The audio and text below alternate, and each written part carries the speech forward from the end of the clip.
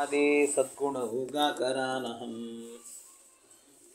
वादिराजगुरून् वन्दे हयग्रीवपदाश्रयान् मूकोऽपि यत्प्रसादेन मुकुन्दशयनायते राजराजायते रिक्तो राघवेन्द्रं तमाश्रये अनवद्यात्मचारित्रं वादिकद्योतभास्करम् विद्यामान्यगुरुं वन्दे विद्याविद्योतभास्वरं तपस्वाध्यायशुश्रूषा कृष्णपूजारतं मुनिं विश्वेशमिष्टदं वन्दे परिव्राट्चक्रवर्तिनं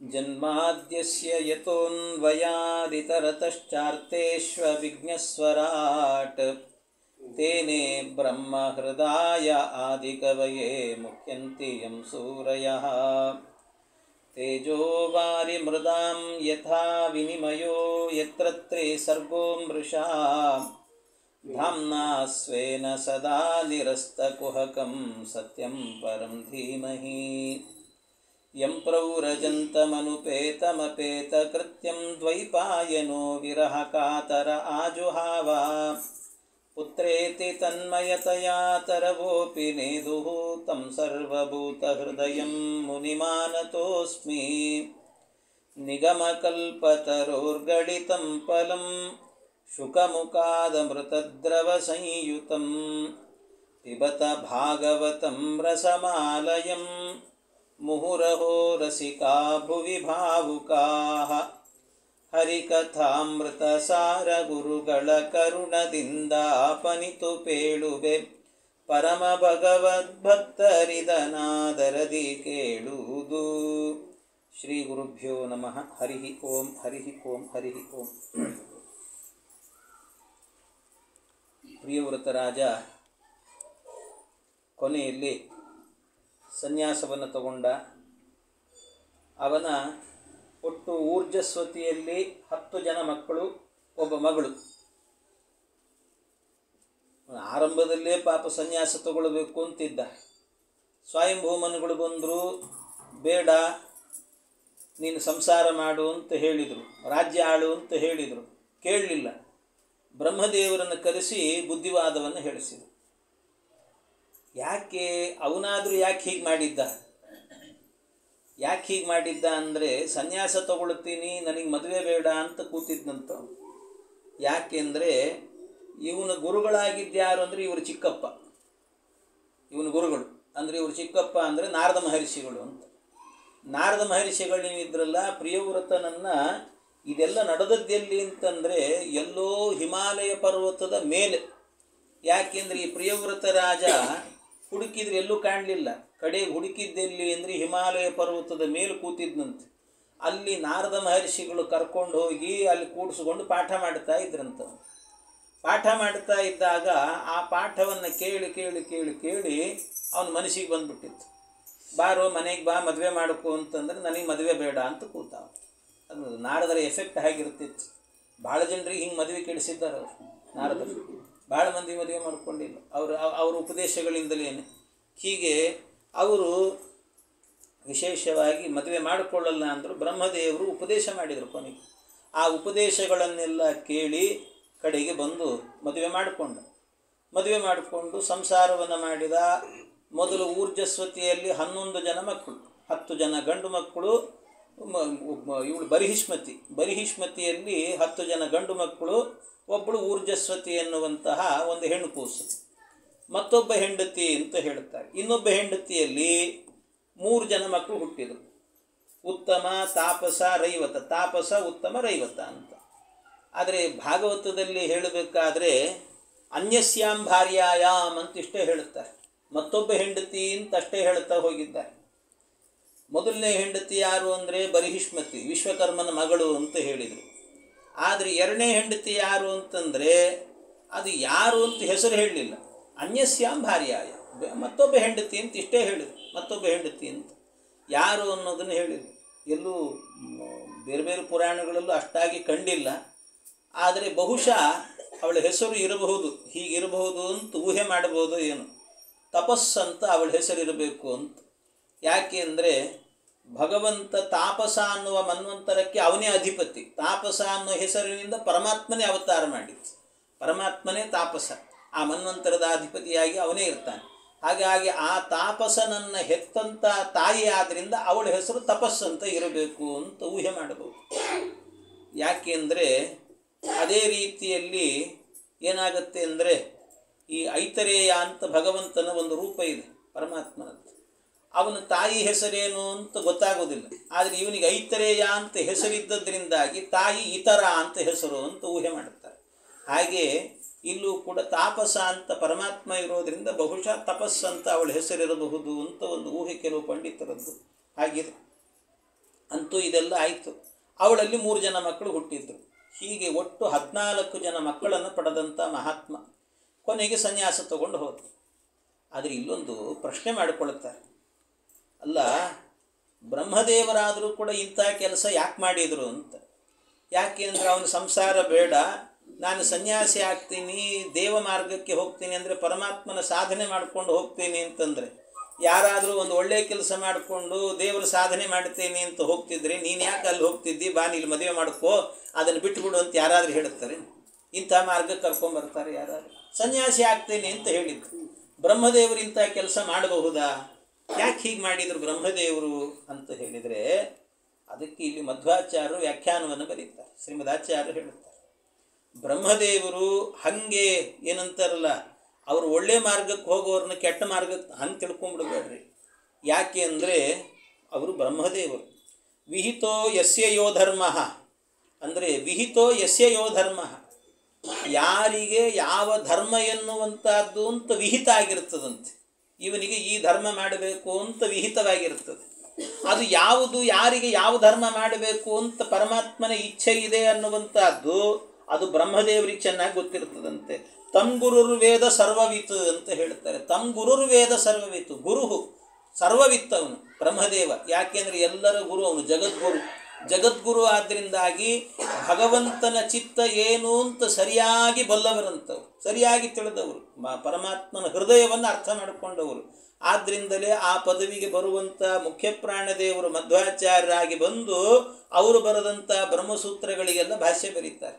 ಯಾಕೆಂದರೆ ಅವರ ಹೃದಯವನ್ನು ಸರಿಯಾಗಿ ಅರ್ಥ ಮಾಡಿಕೊಂಡಿದ್ದಾರೆ ಅಂತ.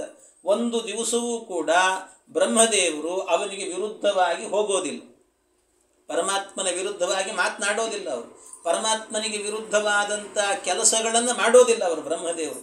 ಹಾಗಾಗಿ ಬ್ರಹ್ಮದೇವರು ಈ ಕೆಲಸ ಮಾಡಿದ್ದಾರೆ ಅಂತಾದರೆ ಅದೇನಾಗಿರಬೇಕು, ಬ್ರಹ್ಮದೇವರು, ಅದು ಪರಮಾತ್ಮನಿಗೆ ಸಮ್ಮತವೇ ಆಗಿರುತ್ತದೆ.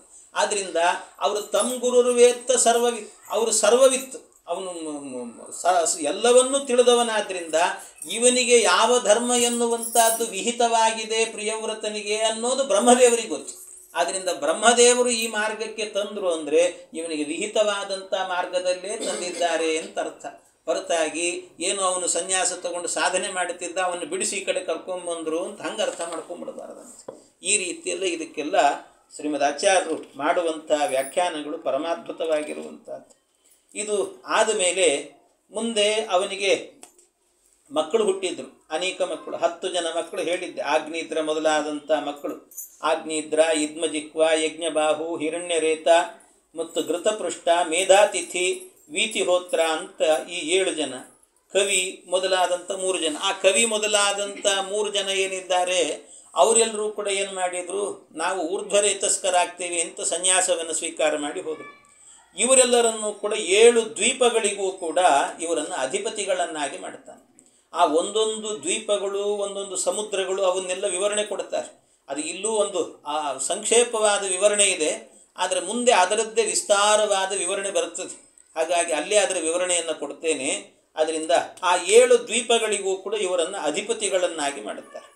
ಎಲ್ಲ ಅಧಿಪತಿಗಳಾದ ನಂತರ ಇವನು ಸನ್ಯಾಸವನ್ನು ಸ್ವೀಕಾರ ಮಾಡಿ ಪ್ರಿಯವ್ರತ ರಾಜ ಹೊರಟು ಹೋಗಿಬಿಡ್ತಾನೆ. ಅವನು ಸಾಧನೆಯನ್ನು ಮಾಡಿಕೊಡುತ್ತಾನೆ. ಏವಂ ಪಿತರಿ ಸನ್ನಿವೃತ್ತೆ ತದನುಶಾಸನೆ ವರ್ತಮಾನ ಆಗ್ನೇದ್ರ ಜಂಬೂದ್ವೀಪೌಕಸಃ ಪ್ರಜಾ ಔರಸವದ್ ಧರ್ಮಂ ಅವೇಕ್ಷಮಾಣ ಪರ್ಯಗೋಪಾಯತ್. ಆಗ ಯಾವಾಗ ಪ್ರಿಯವ್ರತ ರಾಜ ಹೊರಟು ಹೋದ್ನೋ, ಅವನು ಹೋದ ಮೇಲೆ ಈ ಜಂಬೂದ್ವೀಪದ ರಕ್ಷಣೆಯನ್ನು ಮಾಡಿದವರು ಯಾರು ಅಂತಂದರೆ ಆಗ್ನೇದ್ರ ಮಾಡಿದ್ನಂತೆ. ಅವನ ಹಿರಿಯ ಮಗ ಆಗ್ನೇದ್ರ ಇದನ್ನೆಲ್ಲ ನೋಡಿಕೊಳ್ಳುತ್ತಾ ಇದ್ದ. ಆ ಆಗ್ನೇದ್ರನಿಗೂ ಕೂಡ ಏನಾಯ್ತಂತೆ, ಅವನಿಗೂ ಕೂಡ ಅವನ ಹಿರಿಯರು ಅವರಿವರೆಲ್ಲ ತಾಯಿ ಅವರಿವರು ಸೇರಿಕೊಂಡು ಹೇಳಿದ್ರಂತೆ, ಅವನಿಗೂ ಭಾಳ ದಿವಸ ಆಯಿತು ಎಲ್ಲ ರಕ್ಷಣೆ ಮಾಡ್ತಿದ್ದೀವಿ, ನೀನೊಂದು ಮದುವೆ ಮಾಡ್ಕೊಂಬಿಡು ಅಂತಂದ್ರಂತ. ಅವನು ಹೇಳಿದ ನನಗೆ ಮದುವೆ ಬೇಡ ಅನ್ನಂತೆ. ಅವರ ಅಪ್ಪನ ಹಾದಿನೇ ಹಿಡಿದ ಅವನು. ಅದಕ್ಕೆ ಅಪ್ಪನ ಹಾದಿ ಹಿಡಿದು ಅವನು ಹೇಳಿದ ನನಗೆ ಮದುವೆ ಬೇಡ, ನನಗಿದೆಲ್ಲ ಈ ಗೋಜಲು ಗದ್ದಲಗಳೆಲ್ಲ ಬೇಡ ನನಗೆ ಅಂತ ಹೇಳಿ ತಪಸ್ಸು ಮಾಡುತ್ತೇನೆ ನಾನು ಅಂತ ಕಾಡಿಗೆ ಹೋಗಿಬಿಟ್ನಂತ. ರಾಜ್ಯ ಆಳ್ತಾ ಇದ್ದಂಥ ವ್ಯಕ್ತಿ ಕಾಡಿಗೆ ಹೋದ. ಕಾಡಿಗೆ ಹೋಗಿ ಭಾರೀ ತಪಸ್ಸನ್ನು ಮಾಡಿದ್ನಂತೆ. ಭಾರೀ ತಪಸ್ಸು, ಅದ್ಭುತವಾದಂಥ ತಪಸ್ಸನ್ನು ಮಾಡಿದ್ನಂತೆ. ಇಂಥ ತಪಸ್ಸನ್ನು ಮಾಡ್ತಾ ಇರಬೇಕಾದ್ರೆ ಇವನಿಗೆ ಏನು ಮಾಡಿದ್ನಂತೆ, ಇವನಿಂದ ಸಂತಾನ ಎನ್ನುವಂಥದ್ದು ಮುಂದುವರಿಬೇಕು. ಅದಕ್ಕೆ ಬ್ರಹ್ಮದೇವರು ಯೋಚನೆ ಮಾಡಿದ್ರು, ಇವರು ವಂಶದವರೆಲ್ಲ ಮದುವೆ ಮಾಡಿಕೊಳ್ಳಲ್ಲ ಅಂತ ಹೇಳಿದಾಗಲೆಲ್ಲ ನಾನೇ ಬರೋದು ಮದುವೆ ಮಾಡಿಸೋದು ಅಂದರೆ ಹೆಣ್ಣು ಹುಡುಕೋ ಕೆಲಸ ನನಗೆ ಆಗ್ತದೆ, ಇಲ್ಲ ಹಾಗೆಲ್ಲ ಮಾಡಬಾರ್ದಿಂದ ಮತ್ತೆ ಹೋಗ್ಲಿಕ್ಕೆ ಆಗಲ್ಲ, ನನಗೆ ಟೈಮ್ ಇಲ್ಲ ಅಂತ ಬ್ರಹ್ಮದೇವರು ಏನು ಮಾಡಿದ್ರಂತೆ, ಒಬ್ಬ ಅಪ್ಸರೆಯನ್ನು ಸೃಷ್ಟಿ ಮಾಡಿ ಕಳಿಸಿದ್ರಂತೆ. ಇವನು ತಪಸ್ಸು ಮಾಡುತ್ತಾ ಇದ್ದ ಆಗ್ನಿದ್ರ ಅಲ್ಲಿಗೆ ಒಬ್ಬ ಅಪ್ಸರೆ ಬಂದಂತೆ. ಆ ಅಪ್ಸರೆ ಅವಳ ಹೆಸರೇನು ಅಂತಂದರೆ ಪೂರ್ವಚಿತ್ತಿ ಅಂತ ಹೆಸರಂತವಳು, ಪೂರ್ವಚಿತ್ತಿ. ಆ ಪೂರ್ವಚಿತ್ತಿ ಎನ್ನುವಂಥ ಅಪ್ಸರೆ ಬರ್ತಾಳೆ. ಬಂದು ಇವನಿಗೆ ಸೇವೆ ಮಾಡಲಿಕ್ಕೆ ಶುರು ಮಾಡುತ್ತಾಳೆ. ಏನು ಅವಳ ಹತ್ತಿರದಲ್ಲಿ ಓಡಾಡಿದರೆ ಸಾಕು, ಮೈಯೆಲ್ಲ ಸುಗಂಧವಾದಂಥ ಒಳ್ಳೆ ಪರಿಮಳ ಬಿಡಿತಿತ್ತಂತೆ ಮೂಗಿಗೆ. ಅವಳನ್ನು ನೋಡ್ತಾ ಇದ್ದರೆ ನೋಡ್ತಾ ಇರಬೇಕು ಅಂತ ಅನಿಸೋದಂತೆ. ಅವಳು ಓಡಾಡುವಂಥ ಓಟಗಳು, ಅವಳ ಮೈಯ ಮಾಟಗಳು ಎಲ್ಲವೂ ಕೂಡ ನೋಡ್ತಾ ಇದ್ದರೆ ಮನಸ್ಸು ಕರಿಗೆ ಹೋಗಬೇಕು ಎಂಥವನಿಗೂ ಕೂಡ. ಆ ರೀತಿಯೆಲ್ಲ ಬಳಕ್ತಾ ಇದ್ದಂತೆ. ಅದನ್ನೆಲ್ಲ ನೋಡಿದ ಇವನು. ನೋಡಬೇಕಾದ್ರೆ ಅಷ್ಟು ದಿವಸ ಇವಳಿಂದ ಸೇವೆಯನ್ನು ಸ್ವೀಕಾರ ಮಾಡಿ ಮಾಡಿ ಮಾಡಿ ಕೊನೆಗೊಂದು ದಿವಸ ಕೇಳಿಬಿಟ್ನಂತೆ. ಇವನಿಗೆ ತಡಿಲಿಕ್ಕಾಗಲಿಲ್ಲ ಆಗ್ನಿತ್ರನಿಗೆ. ಅವನೇ ಕೇಳ್ತಾನೆ, ಕಾತ್ವಂ ಚಿಕೀರ್ಷಚಿ ಕಿಂ ಮುನಿವರ್ಯ ಶೈಲೇ ಮಾಯಾಸಿ ಕಿಂ ಭಗವತ ಪರದೇವತಾಯಾ ವಿಜೇಬಿ ವರ್ಷಿದನುಷಿ ಸುಹೃದಾತ್ಮನೂರ್ತೆ ಕಿಂಬಾ ಮೃಗಾನ್ ಮೃಗಯಸೆ ವಿಪಿನೇ ಪ್ರಮತ್ತಾನ್. ಈ ಶ್ಲೋಕವೇ ಭಾಗವತದಲ್ಲಿ ಅತ್ಯಂತ ತಪ್ಪುಮಯವಾಗಿರುವಂಥ ಒಂದು ಶ್ಲೋಕ ಇದು. ಬಹಳ ತಪ್ಪಿರುವಂಥ ಶ್ಲೋಕ ಇದು. ವ್ಯಾಕರಣಕ್ಕೆ ಸಂಬಂಧವೇ ಇಲ್ಲದೆ ಇರುವಂಥ ಶ್ಲೋಕ ಇದು. ಆ ರೀತಿ ರಚನೆ ಮಾಡಿದ್ದಾರೆ.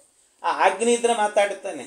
ಅವನು ಕೇಳಿದ್ದು ನೋಡಿ ಹೇಗಿದೆ ಅಂದರೆ, ಕಾತ್ವಂ ಚಿಕೀರ್ಷಸಿ ಚ ಕಿಂ ಮುನಿವರಿಯ ಶೈಲೇ. ಅವನು ಕೇಳ್ತಾನೆ, ದೇವಿ ನೀನು ಯಾರು ಅಂತ ಕೇಳ್ತಾನೆ. ದೇವಿ ಯಾರು ನೀನು? ಕಾ ಅಂದರೆ ಸ್ತ್ರೀಲಿಂಗದ ಶಬ್ದ ಅದು. ನೀನು ಯಾರು ಅಂತ ಕೇಳಿದ. ಆಮೇಲೆ ಮತ್ತೆ ಕೇಳ್ತಾನೆ, ಮುನಿವರ್ಯ ಶೈಲೇ, ಮುನಿವರ್ಯ ಅಂತ ಹೇಳ್ತಾನೆ. ಗಂಡಿನ ಶಬ್ದವನ್ನು ಪ್ರಯೋಗ ಮಾಡ್ತಾನೆ. ಒಂದು ಸರ್ತಿ ನೀನು ಯಾರು ಅಂತ ಕೇಳಬೇಕಾದ್ರೆ ನೀನು ಅನ್ನುವಂಥದ್ದನ್ನು ಏನು ಮಾಡಿದ್ದಾನೆ, ಆ ಸ್ತ್ರೀಲಿಂಗದಲ್ಲಿ ಬಳಸಿದ್ದಾನೆ. ಮುನಿವರ್ಯ ಅನ್ನುವಾಗ ಪುಲ್ಲಿಂಗವನ್ನು ಬಳಸ್ತಾನೆ. ಇದು ಒಂದಕ್ಕೊಂದು ಸಂಬಂಧವೇ ಇಲ್ಲ. ಆ ರೀತಿ ಪ್ರಯೋಗಗಳೆಲ್ಲವೂ ಕೂಡ. ಮಾಯಾಸಿ ಕಿಂ ಭಗವತ ಪರದೇವತಾಯಾ, ಅಲ್ಲಿ ಭಗವತಃ ಅಂತ ಹೇಳ್ತಾನೆ ಪುಲ್ಲಿಂಗ ಶಬ್ದ, ಪರದೇವತಾಯಾ ಅಂತ ಸ್ತ್ರೀಲಿಂಗ ಹೇಳ. ಹೀಗೆಲ್ಲ ವಿಚಿತ್ರವಾಗಿ ಹೇಳ್ತಾನೆ. ಯಾಕೆ ಹೀಗೆ ಹೇಳ್ತಿದ್ದಾನೆ ಅಂತಂದರೆ, ಇದಕ್ಕೆಲ್ಲ ವ್ಯಾಖ್ಯಾನವನ್ನು ಮಾಡಿದಂಥ ಶ್ರೀಮದ್ ಆಚಾರ್ಯರು ಹೇಳುತ್ತಾರೆ, ಅವನು ಮೋಹವಶನಾಗಿದ್ದಾನೆ ಅಂತ ಹೇಳ್ತಾರೆ. ಕೆಲವೊಮ್ಮೆ ಏನಾಗಿಬಿಡುತ್ತದಂತೆ, ಹೆಣ್ಣಿನ ಮೈಮಾಟಕ್ಕೆ ಆ ಮೋಹಕ್ಕೆ ವಶವಾದಾಗ ಏನು ಮಾತಾಡ್ತಿದ್ದೇನೆ ಅಂತಲೂ ಕೂಡ ಗೊತ್ತಾಗೋದಿಲ್ಲಂತೆ. ಹಾಗಾಗಿ ಮಾತನಾಡಬೇಕಾದ್ರೆ ಏನೇನೋ ಮಾತಾಡ್ತಾನೆ, ವ್ಯಾಕರಣಕ್ಕೆ ಸಂಬಂಧವೇ ಇಲ್ಲದಂತೆ ಮಾತಾಡ್ಲಿಕ್ಕೆ ಶುರು ಮಾಡಿಬಿಡ್ತಾನಂತೆ. ಹಾಗೆಲ್ಲ ಆಗ್ತದೆ. ಆದ್ದರಿಂದ ಆ ರೀತಿ ಮಾತನಾಡಿದ್ದು ಅಂತ ಅರ್ಥ. ಅಥವಾ ಇನ್ನೊಂದು ರೀತಿಯಲ್ಲೂ ಹೇಳ್ಬೋದಂತೆ. ಹಾಗೆ ಕಾತ್ವಂ ಚಿಕೀರ್ಷಸಿ ಚ ಕಿಂ ಮುನಿವರ್ಯ ಶೈಲೇ, ಮೊದಲಿಗೆ ಕೇಳ್ತಿದ್ದಾನೆ, ದೇವಿ ನೀನು ಯಾರು ಅಂತ ಕೇಳಿದ. ಮುನಿವರ್ಯ ಶೈಲೇ, ಅಥವಾ ನೀನೇನಾದರೂ ಒಬ್ಬ ಋಷಿನ? ಯಾಕೆ ಅಂತಂದರೆ ಕೆಲವೊಂದು ಸರ್ತಿ ಏನಾಗುತ್ತೆ ಅಂದರೆ, ದೇವತೆಗಳೆಲ್ಲರೂ ಕೂಡ ಈ ತಪಸ್ಸನ್ನು ಮಾಡ್ತಾ ಇರಬೇಕಾದ್ರೆ ಮುನಿವೇಷದಲ್ಲಿ ಬರ್ತಿರ್ತಾರೆ. ಮುನಿವೇಷದಲ್ಲಿ ಬಂದು ನಮಗೆ ಮೋಸವನ್ನು ಮಾಡ್ತಿರ್ತಾರೆ ಕೆಲವೊಮ್ಮೆ. ಆದ್ದರಿಂದ ಮುನಿವರ್ಯನ ನೀನೇನಾದರೂ ಕೂಡ. ಅಥವಾ ಮಾಯಾಸಿ ಕಿಂ ಭಗವತ ಪರದೇವತಾಯಾ, ಸಾಕ್ಷಾತ್ ಭಗವಂತನ ನೀನು. ಯಾಕೆ ಅಂದರೆ ಭಗವಂತನು ಕೂಡ ಒಂದು ಹೆಣ್ಣಿನ ರೂಪವನ್ನು ಹಾಕ್ಕೊಂಡಿದ್ದಾನೆ, ಮೋಹಿನಿ ಎನ್ನುವಂಥ ರೂಪ. ಮೋಹಗೊಳಿಸಿದ ರೂಪ ಅದು ಪರಮಾತ್ಮನದ್ದು. ಅದೇ ರೂಪ ನೀನು ಕೂಡ. ಅಂದರೆ ನೀನು ಮೋಹಿನಿನಾ ಅಂದರೆ ಅಷ್ಟು ಸುಂದರವಾಗಿದ್ದೀಯಲ್ಲ ನೀನು ಅಂತ. ವಿಜೆ ಬಿಬರ್ಷಿದನುಷಿ ಸುಹೃದಾತ್ಮನೋರ್ತೆ. ವಿಜೆ, ನೀನು ನಾನೇನೂ ತಪ್ಪು ಮಾಡಿಲ್ಲ, ಆದರೂ ಕೂಡ ನೀನೇನು ಮಾಡ್ತಾ ಇದ್ದಿ ಅಂತಂದರೆ, ಬಿಲ್ಲಿಲ್ಲ ಬಾಣವನ್ನು ಮಾತ್ರ ಬಿಡ್ತಿದ್ದಿ ನೋಡು ಅಂತ ಹೇಳ. ಬಿಲ್ಲಿಲ್ಲ ಬಾಣ ಬಿಡ್ತಿದ್ದೀನಿ, ಅದು ಕೂಡ ಏನು ಅಂದರೆ ನನ್ನ ಮೇಲೆ ಬಾಣ ಬಿಡ್ತಾ ಇದೆಯಲ್ಲ ಅಂತಾನೆ. ಯಾಕೆ ಬಿಲ್ಲಿಲ್ಲದೆ ಬಾಣವನ್ನು ಮಾತ್ರ ಬಿಡ್ತಿದ್ದೀಯಲ್ಲ ಅಂತ ಕೇಳಿದ್ನಂತೆ. ಅದು ಅಷ್ಟೇ. ವಿಜೆ ಬಿಬರ್ಷಿ ಧನುಷಿ. ಆಮೇಲೆ ಕಿಂಬಾ ಮೃಗಾನ್ ಮೃಗಯಸೆ ವಿಪಿನೇ ಪ್ರಮತ್ತಾನ್. ಅಷ್ಟೇ ಅಲ್ಲ, ಮತ್ತೆ ಕೇಳ್ತಾನಂತೆ, ಬಾಣ ಬಿಡ್ತಿದ್ದಿ ಅಂತಂದರೆ ಏನು ಅಭಿಪ್ರಾಯ ಅಂತಂದರೆ, ನಿನ್ನ 2 ಹುಬ್ಬುಗಳಿದ್ದಾವಲ್ಲ ಅವೇ ನೋಡು ಬಾಣ ಅಂತ ಹೇಳಿದ್ದಂತೆ. ಅಥವಾ ಬಾಣ ಇಲ್ಲ ಬಿಲ್ಲು ಮಾತ್ರ ಹಿಡ್ಕೊಂಡಿದ್ದೀಯಲ್ಲ ಆ 2 ಹುಬ್ಬುಗಳೇನೆ. ಯಾಕೆಂದರೆ ಸಾಮಾನ್ಯವಾಗಿ ಹೇಗಿರುತ್ತದೆ ಅಂತಂದರೆ ಒಬ್ಬೊಬ್ಬರಿಗೆ ಒಂದೊಂದು ರೀತಿ. ನಾವು ಯಾವ ವೃತ್ತಿಯಲ್ಲಿರ್ತೇವೋ ಅದೇ ನಮಗೆ ಕಾಣಿಸ್ತಾ ಹೋಗ್ತದೆ. ನೋಡಬೇಕಾದ್ರೆ ಯಾವುದೇ ಒಂದು ವಸ್ತುವನ್ನು ನೋಡಬೇಕಾದ್ರೆ ನಾವು ಯಾವುದರ ಜೊತೆಗೆ ಹೆಚ್ಚೆಚ್ಚು ವ್ಯವಹಾರದಲ್ಲಿರ್ತೇವೋ ಅದದೇ ಬರ್ತಿರ್ತದೆ ನಮಗೆ ಉದಾಹರಣೆಗೆ ಹೇಳಬೇಕು ಅಂದರೆ, ನೋಡಿ, ಏನಾದರೂ ಮಾತನಾಡುತ್ತಿದ್ದಾರೆ ಅಂತ ಅನ್ನಬೇಕಾದ್ರೆ, ನೋಡಪ್ಪ ಇವು ಕ್ಷತ್ರಿಯ ಅಂತ ಆಗಿದ್ರೆ ಯಾವಾಗಲೂ ಬಿಲ್ಲುಗಳ ಜೊತೆಗೆ ಇರ್ತಾನೆ, ಬಾಣಗಳ ಜೊತೆಗೆ ಇರ್ತಾನೆ. ಅವನು ಏನಾದರೂ ಭಾಳ ಮಾತಾಡಿದ್ರು ಯಾರಾದರೂ ಅಂತಂದರೆ, ಏನ್ರಿ ಅವನ ಮಾತುಗಳು ಒಂದೊಂದು ಬಾಣದಂತೆ ಇತ್ತು ಅಂತ ಹೇಳ್ತಾನೆ, ಒಂದೊಂದು ಬಾಣದಂತೆ ಇತ್ತು ಅಂತ ಹೇಳ್ತಾನೆ. ಇನ್ನು ಕೆಲವರಾಗಬೇಕಾದ್ರೆ ಇವರೆಲ್ಲ ಇರ್ತಾರೆ, ಬ್ರಾಹ್ಮಣರಿಲ್ಲ ಅಂತ ಆದರೆ ಬ್ರಾಹ್ಮಣ ಏನಾದರೂ ಕೂಡ ಮಾತಾಡ್ತಿದ್ದಾನೆ ಅಂತಂದರೆ, ಏನ್ರಿ ಮಾತಾಡಂದ್ರೆ ಮಾತಾಡಬೇಕಿಲ್ಲ, ಒಗ್ಗರಣೆ ಹಾಕಿ ಮಾತಾಡ್ತಾನೆ. ಅದಕ್ಕೆ ಊಟ ಅಂದ್ರೆ ಇಷ್ಟ ಅವರಿಗೆಲ್ಲ, ಹಾಗಾಗಿ ಒಗ್ಗರಣೆ ಅಂತ ಇರ್ತಾರೆ. ಹಾಗೆ ಒಬ್ಬೊಬ್ಬರಿಗೆ ಒಂದೊಂದು ಹೊಳಿತಿರ್ತದಂತೆ. ಆ ರೀತಿಯಲ್ಲಿ ಇವನಿಗೂ ಕೂಡ ಕ್ಷತ್ರಿಯ ಆದ್ರಿಂದಾಗಿ ಹುಬ್ಬುಗಳನ್ನು ನೋಡಬೇಕಾದ್ರೇನೆ ಬಿಲ್ಲು ಬಾಣ ಅಂತೆಲ್ಲ ಅನ್ನಿಸ್ಲಿಕ್ಕೆ ಶುರುವಾಯ್ತಂತೆ. ಈ ರೀತಿಯೆಲ್ಲ ಮಾತಾಡ್ತಾನೆ. ಆದರೆ ನನ್ನ ಮೇಲೆ ಈ ಪ್ರಯೋಗ ಮಾಡಬೇಡ, ಯಾಕೆಂದರೆ ನಿನ್ನ ಸುಹೃತ್ ನಾನು, ನಿನ್ನ ಸ್ನೇಹಿತ ಅಲ್ಲ ನಾನು ಅಂತ ಕೇಳಿದಂತೆ. ನಿನ್ನ ಸ್ನೇಹಿತ ನಾನು ಅಂತ ಹೇಳ್ತಾನೆ. ಕಿಂಬಾಂಬುರ್ಗಾನ್ ಮೃಗಯಸೆ ವಿಪಿನೇ ಪ್ರಮತ್ತಾನ್. ಅಲ್ಲ, ಅಥವಾ ನೀನೇನಾದರೂ ಕೂಡ ಈ ಕಾಡಲ್ಲಿ ಏನಾದರೂ ಮೃಗಗಳು ಕಾಣುತ್ತಾವೆ ಅದನ್ನು ಬೇಟೆ ಆಡೋಣ ಅಂತೇನಾದರೂ ಕೂಡ ಬಂದಿದ್ದೀಯಾ ನೀನು ಅಂದರೆ, ನಾನೇ ಮೃಗ, ಇಲ್ಲಿ ಬೇರೆ ಇನ್ಯಾರಿಲ್ಲ, ಆಡೋದಿದ್ರೆ ನನ್ನ ಜೊತೆಗೆ ಆಡಬೇಕು ನೀನು ಅನ್ನುವ ಭಾವದಲ್ಲಿ ಹೇಳುತ್ತಾ ಇದ್ದಾನೆ. ಬಾಣಾವಿಮೌ ಭಗವತ ಶತಪತ್ರ ಪತ್ರವು ಶಾಂತಾವಪುಂಕ ರುಚಿರಾವತಿ ತಿಗ್ಮದಂತವು. ಮತ್ತೆ ಹೇಳ್ತಾನೆ, 2 ಬಾಣಗಳಿಂದ ನನ್ನನ್ನು ಹೊಡಿತಾ ಇದೆಯಲ್ಲ ಯಾಕೆ ಅಂತ ಕೇಳಿದಂತೆ. 2 ಬಾಣಗಳಿಂದ ಹೊಡಿತಾ ಇದ್ದೀನಿ ನೀನು ಅಂತ ಹೇಳ್ತಾನೆ. ಯಾವುದದು 2 ಬಾಣಗಳು ಅಂತಂದರೆ, ನಿನ್ನ ಕಣ್ಣಿನ ಕುಡಿನೋಟ, ಆ ಕಡೆ ಈ ಕಡೆ ಕಣ್ಣು ಚಲಿಸ್ತಾ ಇದೆ ಅಂತೆ. ಒಂದು ಸರ್ತಿ ಕಣ್ಣು ಈ ಕಡೆ ಬರ್ತದೆ, ನನ್ನನ್ನು ಹೊಡಿತಾ ಇದ್ದಿ, ಆ ಕಡೆ ಬರ್ತದೆ, ನನ್ನನ್ನು ಹೊಡಿತಾ ಇದ್ದಿ, ಹೀಗೆ ನನ್ನನ್ನು ಹೊಡಿತಾ ಇದ್ದೀಯಲ್ಲ. ಅದು ಕೂಡ ಹೇಗಿದೆ ಅಂದರೆ ಶತಪತ್ರ ಪತ್ರವು, ಆ ಬಾಣಕ್ಕೆ ಶತಪತ್ರಗಳಿದ್ದಾವೆ ಅಂತ ಹೇಳ್ತಾರೆ. ಈ ಬಾಣ ಇದೆ ಅಲ್ವ, ಬಾಣ ಅದು ವೇಗವಾಗಿ ಹೋಗಬೇಕು ಅಂದರೆ ಬಾಣಕ್ಕೆ ಏನು ಮಾಡ್ತಾರೆ ಅಂದರೆ, ಅದಕ್ಕೆ ಮುಂದೆ ಒಂದು ಹಿಂದೆ ಒಂದು ಅಂತ, ಹಿಂದೆ ಈ ಶಟ್ಲು ಕಾಕ್ ಅಂತ ಆಡ್ತಾರಲ್ಲ, ಆ ಕಾಕಲ್ಲಿ ಒಂದು ಹುಲ್ಲಿನಂತೆ ಇರ್ತದೆ, ಆ ಹುಲ್ಲನ್ನು ಹಿಂಭಾಗದಲ್ಲಿ ಹಚ್ತಾರೆ, ಮುಂಭಾಗದಲ್ಲಿ ಒಂದು ಬಿದಿರಿನ ಇದು ಬರುತ್ತದೆ, ಅದರಿಂದ ಒಂದು ಆಕಾರವನ್ನು ಮಾಡ್ತಾರೆ, ಅದರಿಂದ ಎಳೆದು ಬಿಟ್ಟರೆ ಫಾಸ್ಟಾಗಿ ಹೋಗುತ್ತೆ. ಕೆಲವೆಲ್ಲ ಟ್ರಿಕ್ಸ್ ಅವೆಲ್ಲವೂ ಕೂಡ. ಬಾಣಗಳನ್ನು ಬಿಡಬೇಕಾದ್ರೆ ನಾವೆಲ್ಲ ಚಿಕ್ಕವರು ಇರಬೇಕಾದ್ರೆ ಬಾಣದ ಆಟವನ್ನು ಆಡ್ತಾ ಇದ್ವಿ. ನಾವೇ ಒಂದು ಬಿಲ್ಲನ್ನು ತಯಾರು ಮಾಡಿಕೊಳ್ಳೋದು, ಬಾಣ ಹೊಡಿಬೇಕಾದ್ರೆ ಅದಕ್ಕೇನು ಮಾಡ್ತಿದ್ವಿ ಅಂದರೆ, ಈ ಕಸಬರಿಗೆ ಇರ್ತದಲ್ಲ, ಕಸಬರಿಗೆ ಕಡ್ಡಿ ಉದ್ದ ಇರ್ತದೆ, ಆ ಕಸಬರಿಗೆ ಕಡ್ಡಿ ಅಂದರೆ ಈ ತಂಗಿನಿಗರಿ ಕಸಬರಿಗೆ ಅಲ್ಲ, ಮನೆ ಒಳಗೆ ಬೆಳೀತೀವಲ್ಲ ಕಸಬರಿಗೆ ಅಂಥದ್ರದ್ದು, ಅದು ರೌಂಡಾಗಿರುತ್ತೆ. ಅದಕ್ಕೇನು ಮಾಡ್ತಿದ್ವಿ ಅಂದರೆ, ಈ ರೋಡ್ನಲ್ಲಿ ಹಾಕ್ತಾರಲ್ಲ ಡಾಂಬರ್ ಅಂತ ಇರ್ತದಲ್ಲ, ಆ ಡಾಂಬರನ್ನು ಒಂದಿಷ್ಟು ಕಿತ್ತಿ ಅದರ ಮುಂದೆ ಹಚ್ಚಿ ಅದನ್ನು ಎಳೆದು ಹೊಡೆದ್ರೆ ಫಾಸ್ಟಾಗಿ ಹೋಗ್ತದೆ. ಅದು ಇಲ್ದಿದ್ರೆ ಅದು ಹೋಗೋದಿಲ್ಲ, ಮುಂದೆ ಹೋಗೋದಿಲ್ಲ, ಹಾಗಿರ್ತದೆ. ಒಂದೊಂದಕ್ಕೊಂದೊಂದು ಪ್ರಯೋಗಗಳೆಲ್ಲವೂ ಕೂಡ ಹಾಗೆ ಮಾಡಿದರೆ ಹೋಗ್ತದಂತೆ. ಆ ರೀತಿಯಲ್ಲಿ ಅದಕ್ಕೆ ಹಿಂದೆಲ್ಲ ಪುಕ್ಕಗಳನ್ನು ಹಚ್ಚಿರ್ತಿದ್ರಂತೆ. ಅದನ್ನೇ ಯಾವುದದು ಪುಕ್ಕ ಅಂತ ಹೇಳಿದರೆ ಶತಪತ್ರ ಪತ್ರವು. ಶತಪತ್ರ ಅಂದರೆ ಕಮಲದ ಎಸಳುಗಳನ್ನೇ ತುದಿಯನ್ನು ಮಾಡಿಕೊಂಡು ನನಗೆ ಬಾಣ ಹೊಡಿತಿದೆಯಲ್ಲ, ಅಂದರೆ ಅರ್ಥ ಏನು ಅಂದರೆ, ನಿನ್ನ ಕಂಗಳೆರಡು ಕೂಡ ಹೇಗಿದೆ ಅಂದರೆ ಕಮಲದಂತೆ ಇದ್ದಾವೆ, ಅವುಗಳನ್ನೇ ನನ್ನ ಮೇಲೆ ಬಾಣದಂತೆ ಪ್ರಯೋಗ ಮಾಡ್ತಾ ಇದ್ದೀಯಲ್ಲ ಅಂತ ಒಳ್ಳೊಳ್ಳೆ ಮಾತುಗಳನ್ನು ಆಡಿದಂತೆ. ಆದರೆ ವಿಶೇಷ ಏನು ಅಂದರೆ, ಸಾಮಾನ್ಯವಾಗಿ ಯಾರಾದರೂ ಮೈಗೆ ಬಾಣವನ್ನು ಹೊಡೆದ್ರು ಅಂತಾದರೆ ಮೈಗೆ ಹಿಂಸೆ ಆಗುತ್ತೆ, ಚಿತ್ರಹಿಂಸೆ ಆಗುತ್ತೆ. ಆದರೆ ನಿನ್ನ ಬಾಣಗಳು ಮಾತ್ರ ಶಾಂತವು ಅಪುಂಕ ರುಚಿರಾವತಿ ತಿಗ್ಮದಂತವು, ಶಾಂತವಾಗಿದೆ, ಮೈಗೆ ಹಿತ ಆಗ್ತಾ ಇದೆ ನಿನ್ನ ಬಾಣಗಳು ಅಂತ ಹೇಳುತ್ತಾನೆ. ಎಷ್ಟು ಸಂತೋಷ ಆಗ್ತಾ ಇದೆಯಲ್ಲ. ಅಪುಂಕ ಅಂದರೆ ಅದು ಪುಂಕಾನುಪುಂಕವಾಗಿ ಬರ್ತಾ ಇದೆ, ಅಂದರೆ ಪುಂಕಾನುಪುಂಕ ಅಂದರೆ ಬಹಳ ಮೈಗೆ ಒತ್ತಡ ಆಗ್ತಾ ಇಲ್ಲ, ಹಿತವಾಗಿ ಇದೆ ಅದೆಲ್ಲವೂ ಕೂಡ ಅಂತ ಹೇಳುತ್ತಾನೆ. ಈ ರೀತಿಯಲ್ಲಿ ರುಚಿರವು ಬಹಳ ಸುಂದರವಾಗಿದ್ದಾವೆ. ಅತಿ ತಿಗ್ಮದಂತವು, ನಿನ್ನ ಆ ಬಾಣಗಳಿಂದ ನನ್ನನ್ನು ಹೊಡೆದರೆ ನಿನ್ನ ಹಲ್ಲಿನಿಂದ ನನ್ನ ಮೈಯನ್ನು ಕಚ್ಚಿದಂತೆ ಆಗ್ತಾ ಇದೆ, ದಂತವು ಅಂತ ಹೇಳುತ್ತಾನೆ. ಅಷ್ಟು ಹಿತವಾಗಿದೆ ನನಗೆ ಅಂತ. ಕಸ್ಮೈಯುಯುಂಕ್ಷ ಶಿವನೇ ವಿಚರನ್ನ ವಿದ್ಮಃ. ಈ ಕಾಡಿನಲ್ಲಿ ಯಾರ ಮೇಲೆ ಬೇಟೆ ಆಡಬೇಕು ಅಂತ ಹೋಗ್ತಿದ್ದಿ, ನಾನು ಒಬ್ಬ ಬಿಟ್ಟರೆ ಇಲ್ಲಿ ಯಾರೂ ಇಲ್ಲ. ಕ್ಷೇಮಾಯಯೋ ಜಡದಿಯಾಂ ತವ ವಿಕ್ರಮೋಸ್ತು. ಕ್ಷೇಮ ಏನು ಅಂತಂದರೆ, ನನ್ನ ಜೊತೆಗೆ ಒಂದಷ್ಟು ಬೇಟೆ ಆಡಿಬಿಡು ಅಂತ ಹೇಳಿದ್ನಂತೆ. ನನ್ನ ಜೊತೆಗೆ ಬೇಟೆ ಆಡಿಬಿಡು, ಚೆನ್ನಾಗಿರುತ್ತದೆ ಅಂತ. ಹೀಗೆಲ್ಲ ಒಳ್ಳೊಳ್ಳೆ ಮಾತಿನಿಂದಾಗಿ ಅವಳನ್ನು ಭಾರಿ ಮನವೊಲಿಸಿದ್ನಂತೆ. ಅವಳು ಸೋತು ಬಿಟ್ಲಂತ ಒಂದು ಸರ್ತಿ ಇವನ ಮಾತುಗಳಿಗೆಲ್ಲ. ಇವನ ಮಾತುಗಳಿಗೆ ಸೋತು ಕೊನೆಗೇನಾಯ್ತಂತೆ, ನಿನ್ನನ್ನು ಮದುವೆ ಮಾಡಿಕೊಳ್ತೇನೆ ಅಂತ ಅವಳು ಒಪ್ಪಿದ್ಲು, ಇವನು ಒಪ್ಪಿದಂತೆ ಆಗ್ನಿದ್ರ. ಅಂತೂ ಚತುರ್ಮುಖ ಬ್ರಹ್ಮದೇವರ ಇಚ್ಛೆ ಏನಿತ್ತು, ಇವನೊಂದು ಮದುವೆ ಮಾಡಿಕೊಳ್ಳಬೇಕು, ಮಕ್ಕಳನ್ನು ಹೆರಬೇಕು ಇವನು ಅಂತ ಅನ್ಕೊಂಡಿದ್ದ ಬ್ರಹ್ಮ. ಆದ್ದರಿಂದ ಅದರಂತೆ ಇವನು ಕೂಡ ಮದುವೆಯನ್ನು ಮಾಡಿಕೊಂಡಂತೆ. ಆಗ್ನಿದ್ರ ಈ ರೀತಿಯೆಲ್ಲ ಮದುವೆಯನ್ನು ಮಾಡಿಕೊಂಡ ನಂತರ ಆಮೇಲೆ ಇವನಿಗೆ ಅನೇಕ ಜನ ಮಕ್ಕಳು, 9 ಜನ ಮಕ್ಕಳು ಹುಟ್ಟಿದರು ಅಂತ ಹೇಳುತ್ತಾರೆ. 9 ಜನ ಮಕ್ಕಳು. ಆ 9 ಜನ ಮಕ್ಕಳು ಹುಟ್ಟಿದ ನಂತರ ಇವರನ್ನು ಏನು ಮಾಡುತ್ತಾನೆ ಅಂತಂದರೆ, ಒಬ್ಬೊಬ್ಬ ಮಕ್ಕಳನ್ನು ಕೂಡ ಒಂದೊಂದು ದ್ವೀಪಗಳಿಗೆ, ಅಂದರೆ ಒಂದೊಂದು ಖಂಡ, ಒಟ್ಟು 9 ವರ್ಷಗಳು ಅಂತಿದ್ದಾರೆ. 9 ವರ್ಷಗಳು. ವರ್ಷ ಅಂದರೆ ಖಂಡ ಅಂತ ಅರ್ಥ. ನಾವು ಭರತ ವರ್ಷ ಅಂತೀವಲ್ಲ, ಭರತ ಖಂಡ.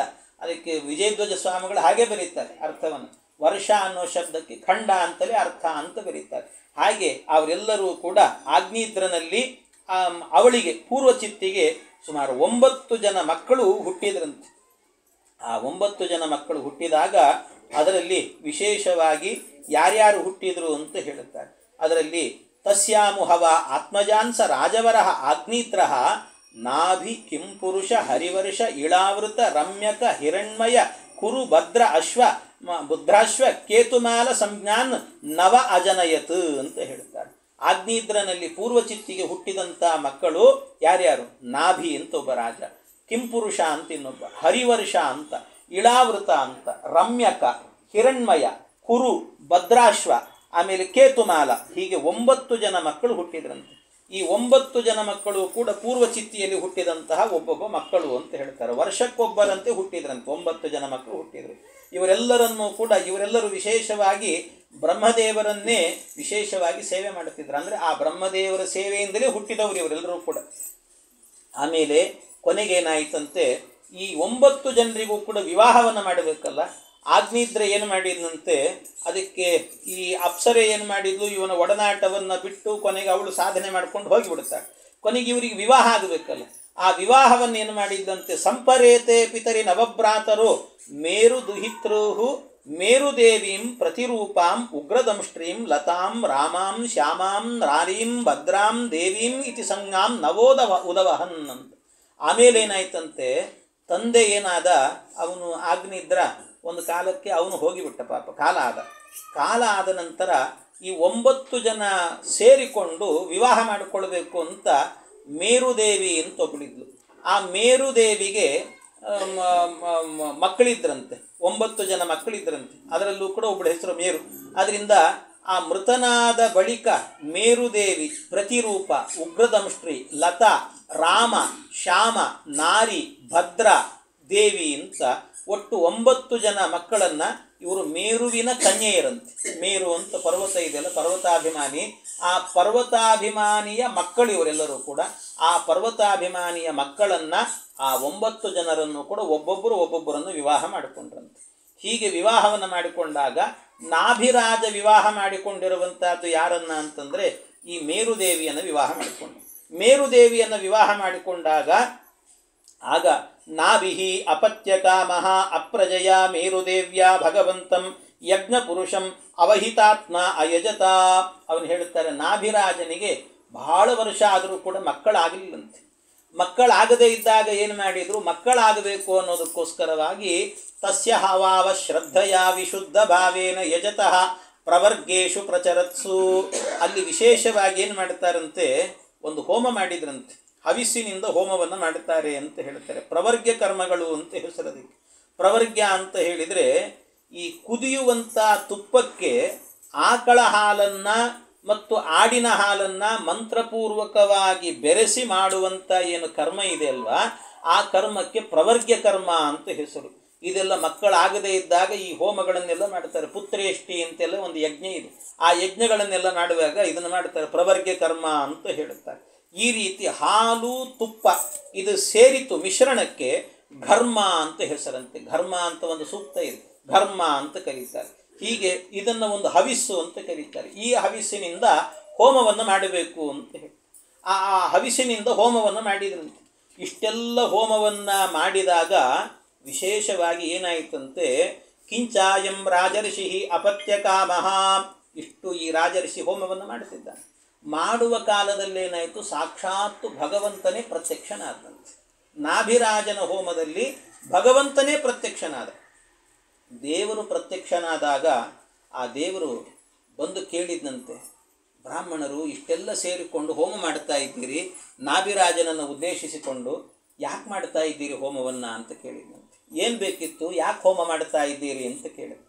ಏನು ಬೇಕಿತ್ತು, ಯಾಕೆ ಮಾಡ್ತೀರಿ ಅಂತ ಕೇಳಲಿಕ್ಕೆ ಪುರುಸೊತ್ತಿಲ್ಲ. ಅಲ್ಲಿದ್ದ ಬ್ರಾಹ್ಮಣರು ಹೇಳಿದ್ರಂತೆ, ಹೇಳ್ಬೋದಿತ್ತು, ಏನಿಲ್ಲ, ಈ ರಾಜನಿಗೊಂದು ಸಂತಾನ ಇಲ್ಲ, ಅದಕ್ಕೊಂದು ಸಂತಾನ ಆಗಬೇಕು ಅಂತ ಹೋಮ ಮಾಡ್ತಿದ್ದೀವಿ ಅಂತ ಹೇಳ್ಬೋದಿತ್ತು. ಆದರೆ ಬ್ರಾಹ್ಮಣರು ಇರ್ತಾರಲ್ಲ, ಪುರೋಹಿತರು ಇರ್ತಾರಲ್ಲ, ಅವರ ಔದಾರ್ಯ, ಅವರ ಔದಾರ್ಯ ಕೊಡುವಂತಹದ್ದು ಸಣ್ಣ ದಕ್ಷಿಣೆ ಆಗಿದ್ದರೂ ಕೂಡ ನಿಮಗೆ ದೇವರ ಪೂರ್ಣ ಅನುಗ್ರಹ ಆಗಲಿ ಅಂತ ಹರಿಸ್ತಾರಂತೆ. ಅವರ ಔದಾರ್ಯ ಅಂತ ಹೇಳ್ತಾರೆ. ಪುರೋಹಿತರ ಔದಾರ್ಯ ಇದು ಬ್ರಾಹ್ಮಣರದ್ದು. ಆದ್ದರಿಂದ ಆ ಬ್ರಾಹ್ಮಣರು ಏನು ಹೇಳಿದ್ರಂತೆ, ದೇವರೇ ಒಂದು ಮಗು ಬೇಕು ಅಂತ ಹೇಳಲಿಲ್ಲ, ಪ್ರಜಾಂ ಭವಾದೃಶೀಂ ಆಶಾಸಾನಃ ಅಂತ ಹೇಳ್ತಾರೆ. ನಿನ್ನಂಥ ಮಗ ಹುಟ್ಟಬೇಕು ಅಂತ ಹೋಮ ಮಾಡ್ತಾ ಇದ್ದೇವೆ ಅಂತಂದ್ರಂತೆ. ನಿನ್ನಂಥ ಮಗ ಹುಟ್ಟಬೇಕು ಅಂತ. ಎಂಥ ಅದ್ಭುತ ನೋಡ್ರಿ. ಬರೀ ಮಗ ಬೇಕು ಅಂತ ಹೇಳ್ಬೋದಿತ್ತು, ಹಾಗೆ ಹೇಳಲಿಲ್ಲ ಬ್ರಾಹ್ಮಣರು. ನಿನ್ನಂಥ ಮಗ ಬೇಕು ಅಂತ ಔದಾರ್ಯ ಅವರದ್ದು. ಯಾಕೆ ಅಂದರೆ ಬ್ರಾಹ್ಮಣರು ಮಾಡೋದೇ ಹಾಗೆ. ಬ್ರಾಹ್ಮಣರು ಪ್ರತಿನಿತ್ಯವೂ ಕೂಡ ವೇದ ಮಂತ್ರ ಹೇಳುತ್ತಾರೆ. ಯಾಕೆ ಹೇಳ್ತಾರೆ ಹೇಳ್ರಿ? ವೇದ ಮಂತ್ರದಲ್ಲಿ ಹೇಗಿದೆ, ಶನ್ನೋ ಅಸ್ತು ದ್ವಿಪದೇ ಶಂಚತುಷ್ಪದೇ. ಯಾವ ಥರ ಇದೆ ಮಂತ್ರ? ಶನ್ನೋ ಅಸ್ತು ದ್ವಿಪದೇ. ಒಬ್ಬ ಮನುಷ್ಯನಿಗೆ ಬ್ರಾಹ್ಮಣನ ಮೇಲೆ ಎಷ್ಟು ಜನ ದ್ವೇಷ ಮಾಡೋರು ಇದ್ದಾರೆ ಇವತ್ತು? ಎಷ್ಟು ಜನ ದ್ವೇಷ ಮಾಡ್ತಾರೆ ಹೇಳಿ? ಬ್ರಾಹ್ಮಣ ಅಂದ್ರೆ ಸಾಕು, ಇವನಿಗೆ ಕೆಲಸ ಕೊಡಬಾರ್ದು, ಇವನಿಗೆ ಮೀಸಲಾತಿ ಕೊಡಬೇಕು. ಇರೋದೇ ಭಾಳ ಕಡಿಮೆ, 2% ಇಲ್ಲ. ಅಂಥವ್ರ ಮೇಲೆ ದಬ್ಬಾಳಿಕೆ ಮಾಡ್ತಿರ್ತಾರೆ. ಇಷ್ಟು ಮಾಡಿದರೂ ಕೂಡ ಬ್ರಾಹ್ಮಣ ಏನು ಹೇಳ್ತಾನೆ, ಶನ್ನೋ ಅಸ್ತು ದ್ವಿಪದೇ. ಶನ್ನೋ ಅಸ್ತು ದ್ವಿಪದೇ. ದ್ವಿಪದೇ ಅಂದರೆ ಜಗತ್ತಿನಲ್ಲಿ 2 ಕಾಲಿರುವಂಥ ಪ್ರಾಣಿಗಳಿಗೆಲ್ಲ ಶಮ್ನೋ ಅಸ್ತು. ಶಮ್ ಅಂದರೆ ಮಂಗಳ ಅಂತ ಅರ್ಥ, ಮಂಗಳವಾಗಲಿ ಅಂತ ಹೇಳ್ತಾನೆ. ಅಷ್ಟೇ ಅಲ್ಲ, ಶಂಚತುಷ್ಪದೇ. ಚತುಷ್ಪದೇ ಅಂದರೆ 4 ಪಾದಗಳಿರುವ ಎಲ್ಲ ಪ್ರಾಣಿಗಳಿಗೂ ಕೂಡ ಮಂಗಳವಾಗಲಿ ಅಂತ ಹೇಳ್ತಾನೆ. ಎಂಥ ಔದಾರ್ಯ ಅವನದ್ದು. ಇದೆಲ್ಲ ವೈದಿಕವಾದಂಥ ಪ್ರಾರ್ಥನೆ ಅಂತ ಆದರೆ, ಇನ್ನು ಪೌರಾಣಿಕವಾದಂಥ ಪ್ರಾರ್ಥನೆ ಮಾಡ್ತಾನೆ ಮನುಷ್ಯ. ಬ್ರಾಹ್ಮಣನಾದವನು ಏನು ಹೇಳ್ತಾನೆ, ಕಾಲೇ ವರ್ಷತು ಪರ್ಜನ್ಯ ಪೃಥಿವೀ ಸಸ್ಯಶಾಲಿನಿ ದೇಶೋಯಂ ಕ್ಷೋಭರಹಿತಃ ಸಜ್ಜನಾ ಸಂತು ನಿರ್ಭಯಾ. ಎಂಥ ಪ್ರಾರ್ಥನೆ ಇದೆಲ್ಲವೂ ಕೂಡ. ಎಂತಿಂಥ ಪ್ರಾರ್ಥನೆ. ಯಾಕೆಂದರೆ ಕಾಲೇ ವರ್ಷತು ಪರ್ಜನ್ಯ, ಕಾಲಕ್ಕೆ ಮಳೆ ಆಗಲಿ, ರೈತರಿಗೆಲ್ಲ ಒಳ್ಳೆಯದಾಗಲಿ ಅಂತ ಪ್ರಾರ್ಥನೆ ಮಾಡುವಂಥ ಏಕಮಾತ್ರ ಮನುಷ್ಯ ಅಂತಿದ್ರೆ ಅದು ಬ್ರಾಹ್ಮಣ ಮಾತ್ರ ಅಂತ ಹೇಳ್ಬೋದು. ಬ್ರಾಹ್ಮಣ ಮಾತ್ರ. ಮತ್ತು ಯಾರು ಮಾಡ್ತಾರೆ ಹೇಳ್ರಿ ಇಂಥ ಪ್ರಾರ್ಥನೆಯನ್ನು? ಕಾಲೇ ವರ್ಷತು ಪರ್ಜನ್ಯ ಪೃಥಿವೀ ಸಸ್ಯಶಾಲಿನಿ. ಪೃಥ್ವಿಯಲ್ಲಿ ಎಲ್ಲ ಕಡೆಯಲ್ಲೂ ಕೂಡ ಒಳ್ಳೆಯ ಬೆಳೆ ಎನ್ನುವಂಥದ್ದು ಬರಲಿ ಅಂತ ಪ್ರಾರ್ಥನೆ ಮಾಡುತ್ತಾನೆ. ದೇಶೋಯಂ ಕ್ಷೋಭರಹಿತ. ಈ ದೇಶದಲ್ಲಿ ಕ್ಷೋಭೆ ಎನ್ನುವಂಥದ್ದು ಬರಬಾರದು ಯಾವತ್ತಿಗೂ ಕೂಡ. ಎಲ್ಲರೂ ಸಜ್ಜನಾಹ ಸಂತು ನಿರ್ಭಯಾ. ಸಜ್ಜನರೆಲ್ಲ ನಿರ್ಭೀತಿಯಿಂದ ಬದುಕಬೇಕು, ಅವರಿವರಿಗೆ ಹೆದರ್ಕೊಂಡು ಬದುಕಬಾರದು, ಹಾಗಿರಬೇಕು ಅಂತ ಪ್ರಾರ್ಥನೆ ಮಾಡುವಂಥ ಮಂತ್ರಗಳು. ಇದೆಲ್ಲ ಬ್ರಾಹ್ಮಣರ ಔದಾರ್ಯ. ನಾವೇನು ಕೊಡೋದಿಲ್ಲ ಅವರಿಗೆ, ಬ್ರಾಹ್ಮಣರಿಗೆ, ಆದರೂ ಪ್ರತಿನಿತ್ಯ ಈ ಪ್ರಾರ್ಥನೆಯನ್ನು ಮಾಡ್ತಿರ್ತಾರಂತೆ. ಹಾಗೆ ಬ್ರಾಹ್ಮಣರ ಔದಾರ್ಯದಿಂದಾಗಿ ಆ ಪರಮಾತ್ಮನಿಗೆ ಹೇಳಿದ್ರಂತೆ, ಭವಾದೃಶೀಂ ಪ್ರಜಾಂ ಆಶಾಸಾನಃ. ನಿನ್ನಂಥ ಮಗ ಹುಟ್ಟಬೇಕು ಅಂತಂದ್ರಂತೆ. ನಿನ್ನಂಥ ಮಗ ಅಂತಂದು ಕೂಡ್ಲೇನೆ ಅದಕ್ಕೆ ಭಗವಂತ ಹೇಳ್ತಾನೆ, ಪರಮಾತ್ಮ ನನ್ನಂಥ ಮಗ ಅಂತ ಹೇಳ್ತಿದ್ದೀರಿ, ಬ್ರಹ್ಮವಾದೋ ನಮೃಷಾ ಭವಿತುಂ ಅರ್ಹತಿ ಅಂತಾನೆ ಪರಮಾತ್ಮ. ಬ್ರಾಹ್ಮಣರು ಆಡಿದ ಮಾತಿದು. ಬ್ರಾಹ್ಮಣರು ಆಡಿದಂಥ ಮಾತು ಸುಳ್ಳಾಗಬಾರದು. ಅದು ಸುಳ್ಳಾಗಲಿಕ್ಕೆ ಬಿಡೋದಿಲ್ಲ ನಾನು. ಯಾಕೆ ಅಂದರೆ ನಿಮ್ಮಂಥವ್ರು ಆಡಿದಂಥ ಮಾತು ಸುಳ್ಳಾದರೆ ನಾಳೆ ಜನರು ಯಾವುದನ್ನು ನಂಬೋದಿಲ್ಲ. ಅದಕ್ಕೆ ನಿಮ್ಮ ಮಾತು ಸತ್ಯ ಆಗಬೇಕು. ಅದಕ್ಕೆ ನನ್ನಂಥ ಮಗ ಅಂತ ಹೇಳ್ತಿದ್ದೀರಿ, ಆದರೆ ನನ್ನಂತೆ ಯಾರಿದ್ದಾರೆ ಹೇಳ್ರಿ? ನನ್ನಂತೆ ಯಾರಿದ್ದಾರೆ? ಯಾರೂ ಇಲ್ಲ ನನ್ನಂತೆ. ನಾನೊಬ್ಬನೇ ಇರೋದು. ಎಂಥ ಹರಿಸರ್ವೋತ್ತಮತ್ವವನ್ನು ಪ್ರತಿಪಾದನೆ ಮಾಡುವ ತತ್ವ ಇದು ಅಂದರೆ ಅದ್ಭುತ ಇದು. ಭಗವಂತ ಹೇಳ್ತಾನೆ, ನನ್ನಂತೆ ಯಾರಿದ್ದಾರೆ ಹೇಳ್ರಿ? ಯಾರೂ ಇಲ್ಲ. ಆದ್ದರಿಂದ ನನ್ನಂಥ ಮಗ ಬೇಕು ಅಂತ ಕೇಳ್ತಿದ್ದೀರಿ ನೀವು, ಆದರೆ ನನ್ನಂತೆ ಇನ್ನೊಬ್ಬರು ಇದ್ದಾರೆ? ಇಲ್ಲವೇ ಇಲ್ಲ. ನನ್ನಂತೆ ಯಾರಿದ್ದಾರೆ? ಯಾರೂ ಇಲ್ಲ. ಆದ್ದರಿಂದ ಯಾಕೆ ಪರಮಾತ್ಮನ ಬಗ್ಗೆ ಹೇಳುವಾಗ ಅದೇ ಮಾತು ಹೇಳುತ್ತಾರೆ, ಲಕ್ಷ್ಮೀಕಾಂತ ಸಮಂತತೋಪಿ ಕಲಯನ್ ನೈವೇಶಿ ತುಷ್ಟೇ ಸಮಂ ಪಶ್ಯಾಮ್ಯುತ್ತಮ ವಸ್ತು ದೂರತರತೋ ಅಪಾಸ್ತಂ ರಸೋ ಯೋಷ್ಟಮಃ. ಅಷ್ಟಮ ರಸ ಇದ್ದಂತೆ ಭಗವಂತ. ಅವನಂತೆ ಇರೋದೇ ನಮಗೆ ಎಷ್ಟು ರಸ ಅಂದರೆ 7 ರಸಗಳಿರೋದು. 8ನೇ ರಸ ಅಂತ ಒಂದಿದೇನು ಜಗತ್ತಿನಲ್ಲಿ? ಹಾಗೆ ಭಗವಂತ 8ನೇ ರಸ ಅಂತಂದರೆ ಅಷ್ಟಮರಸ ಅಂದರೆ ಅವನಂತೆ ಇನ್ನೊಂದು ಇಲ್ಲವೇ ಇಲ್ಲ ಅಂತ ಅರ್ಥ. ಜಗತ್ತಿನಲ್ಲಿ ಅವನಂತೆ ಇನ್ನೊಬ್ಬರು ಇಲ್ಲವೇ ಇಲ್ಲ. ಎಲ್ಲಿ ತನಕ ಅಂದರೆ ನಾರಾಯಣ ಪಂಡಿತಾಚಾರ್ಯರು ಒಂದು ಕಡೆ ವರ್ಣನೆ ಮಾಡುತ್ತಾರೆ. ಪಂಡಿತಾಚಾರ್ಯರು ಈ ಸುಮಧ್ವ ವಿಜಯದಲ್ಲಿ ಗ್ರಂಥದಲ್ಲಿ ಮಧ್ವ ವಿಜಯದಲ್ಲಿ ಅವರು ಹೇಳುತ್ತಾರೆ, 7ನೇ ಸರ್ಗದಲ್ಲಿ ಒಂದು ಕಡೆ ವೇದವ್ಯಾಸ ದೇವರು ವರ್ಣನೆ ಮಾಡುತ್ತಾರೆ. ಆ ವೇದವ್ಯಾಸ ದೇವರ ವರ್ಣನೆಯನ್ನು ಮಾಡಬೇಕಾದ್ರೆ ಪರಮಾತ್ಮನ ಬಗ್ಗೆ ಹೇಳ್ತಾ ಹೋಗ್ತಾರೆ, ಎಲ್ಲ ವರ್ಣನೆ ಮಾಡುತ್ತಾರೆ ವೇದವ್ಯಾಸ ದೇವರನ್ನು. ಕೊನೆಗೇನಾಗ್ತದೆ ಅಂದರೆ ಅವರ ಪಾದಗಳನ್ನು ತೊಡೆಗಳನ್ನು ವರ್ಣನೆ ಮಾಡುವ ಪ್ರಸಂಗ ಬರುತ್ತದೆ. ಅವರ ತೊಡೆ ವರ್ಣನೆ ಮಾಡಬೇಕು ಅಂದರೆ ಸಾಮಾನ್ಯವಾಗಿ ಕವಿಯಾದವನೇನು ಮಾಡುತ್ತಾನೆ ಅಂದರೆ ಯಾರ್ದಾದ್ರೂ ತೊಡೆ ವರ್ಣನೆ ಮಾಡುವಾಗ ಬಾಳೆ ದಿಂಡಿನಂತೆ ಇದೆ ಅಂತ ವರ್ಣನೆ ಮಾಡುತ್ತಾರೆ. ಆದರೆ ಈ ಭಗವಂತನ ತೊಡೆಯನ್ನು ವರ್ಣನೆ ಮಾಡುವಾಗ ಬಾಳೆ ದಿಂಡು ಅಂತ ಹೇಳಿದರೆ ಬಾಳೆ ದಿಂಡೇ ಇಷ್ಟು ಸುಂದರವಾಗಿಲ್ಲ, ಪರಮಾತ್ಮನ ತೊಡೆಯಂತೆ ಇಲ್ಲ ಅದು. ಮತ್ತು ಹೇಗೆ ಹೋಲಿಕೆ ಕೊಡೋದು? ಅದಕ್ಕೆ ಹೋಲಿಕೆ ಕೊಡ್ಲಿಕ್ಕೆ ಬರುವುದಿಲ್ಲ ಅವನ ತೊಡೆಗಳಿಗೆ, ಅಂಥ ಅದ್ಭುತವಾದದ್ದು. ಆದರೂ ಹೋಲಿಕೆ ಕೊಡ್ತೇನೆ ಅಂತ ಇವರು ಕವಿಗಳು ಬಿಡಲಿಲ್ಲ, ಹಠಕ್ಕೆ ಬಿದ್ದರು. ಕೊನೆಗೆ ಅವರು ಉಪಮೆ ಕೊಟ್ರಂತೆ. ಏನು ಉಪಮೆ ಕೊಟ್ಟಿದ್ದಾರೆ? ಉಪಮಾನ ಮಹೋ ನ ಲಭ್ಯತೆ ಕವಿವರಿಯೈರಿತರೇ ತರಂ ವಿನಾ. ಅವ್ರು ಹೇಳಿದರು, ವೇದವ್ಯಾಸ ದೇವರ ಬಲತೊಡೆ ಎಡತೊಡೆಯಂತೆ ಇದೆ, ಎಡತೊಡೆ ಬಲತೊಡೆಯಂತಿದೆ ಅಂದರು. ಅವರಷ್ಟೇ ಬಿಡಲಿಲ್ಲ, ಉಪಮೆ ಮಾತ್ರ ಕೊಟ್ಟರು. ಹಾಗೆ ಅಂದರೆ ಅವನೇ ಸಾಟಿ ಹೊರತಾಗಿ ಅವನ ಪಾದಕ್ಕೆ ಇನ್ನೊಂದು ಸಾಟಿ ಕೊಡ್ಲಿಕ್ಕೆ ಬರೋದಿಲ್ಲ ಅಂತ, ಉಪಮೆ ಕೊಡ್ಲಿಕ್ಕೆ ಬರಲ್ಲ. ಆದ್ದರಿಂದ ಪರಮಾತ್ಮ ಹೇಳುತ್ತಾನೆ, ನನ್ನಂತೆ ಇನ್ಯಾರಿದ್ದಾರೆ ಹೇಳಿ? ಯಾರೂ ಇಲ್ಲ. ಆದ್ದರಿಂದ ನಿಮ್ಮ ಮಾತು ಸುಳ್ಳಾಗಬಾರದು. ಯಾಕೆಂದರೆ ಜಗತ್ತಿನಲ್ಲಿ ಭಗವಂತನಂತೆ ಇನ್ನೊಬ್ಬ ಇದ್ದು ಬಿಟ್ಟರೆ ಸಮಸ್ಯೆ ಆಗ್ತದೆ. ಇನ್ನು ಸ್ವತಂತ್ರ ಅನ್ನುವ ವ್ಯಕ್ತಿ ಒಬ್ಬನೇ ಇರಬೇಕು, ಒಬ್ಬನು. ಯಾಕೆ ಅಂದರೆ ಒಂದು ಮನೆ ಅಂತಂದ ಮೇಲೆ ಅದರಲ್ಲಿ ಯಜಮಾನ ಒಬ್ಬ ಇರಬೇಕು. 10 ಮಂದಿ ಯಜಮಾನರಾಗಿಬಿಟ್ರೆ ಭಾಳ ಕಷ್ಟ ಆಗಿಬಿಡುತ್ತದೆ. ಒಂದು ಸಂಘ ಸಂಸ್ಥೆ ಅಂತ ಆದರೆ ಅದಕ್ಕೊಬ್ಬ ಹಿರಿಯ ಅಂತ ಒಬ್ಬ ಇರಬೇಕು. ಎಲ್ಲರೂ ಹಿರಿತನ ಮಾಡಲಿಕ್ಕೆ ಹೋಗಿಬಿಟ್ರೆ ಅದು ಉಳಿಯೋದಿಲ್ಲ, ಆಮೇಲೆ ಕಷ್ಟ ಆಗಿಬಿಡುತ್ತದೆ. ಹಾಗೆ ಒಬ್ಬೊಬ್ಬರಿಗೆ ಒಂದೊಂದು ಸ್ಥಾನ ಅಂತ ಇರಬೇಕಂತ.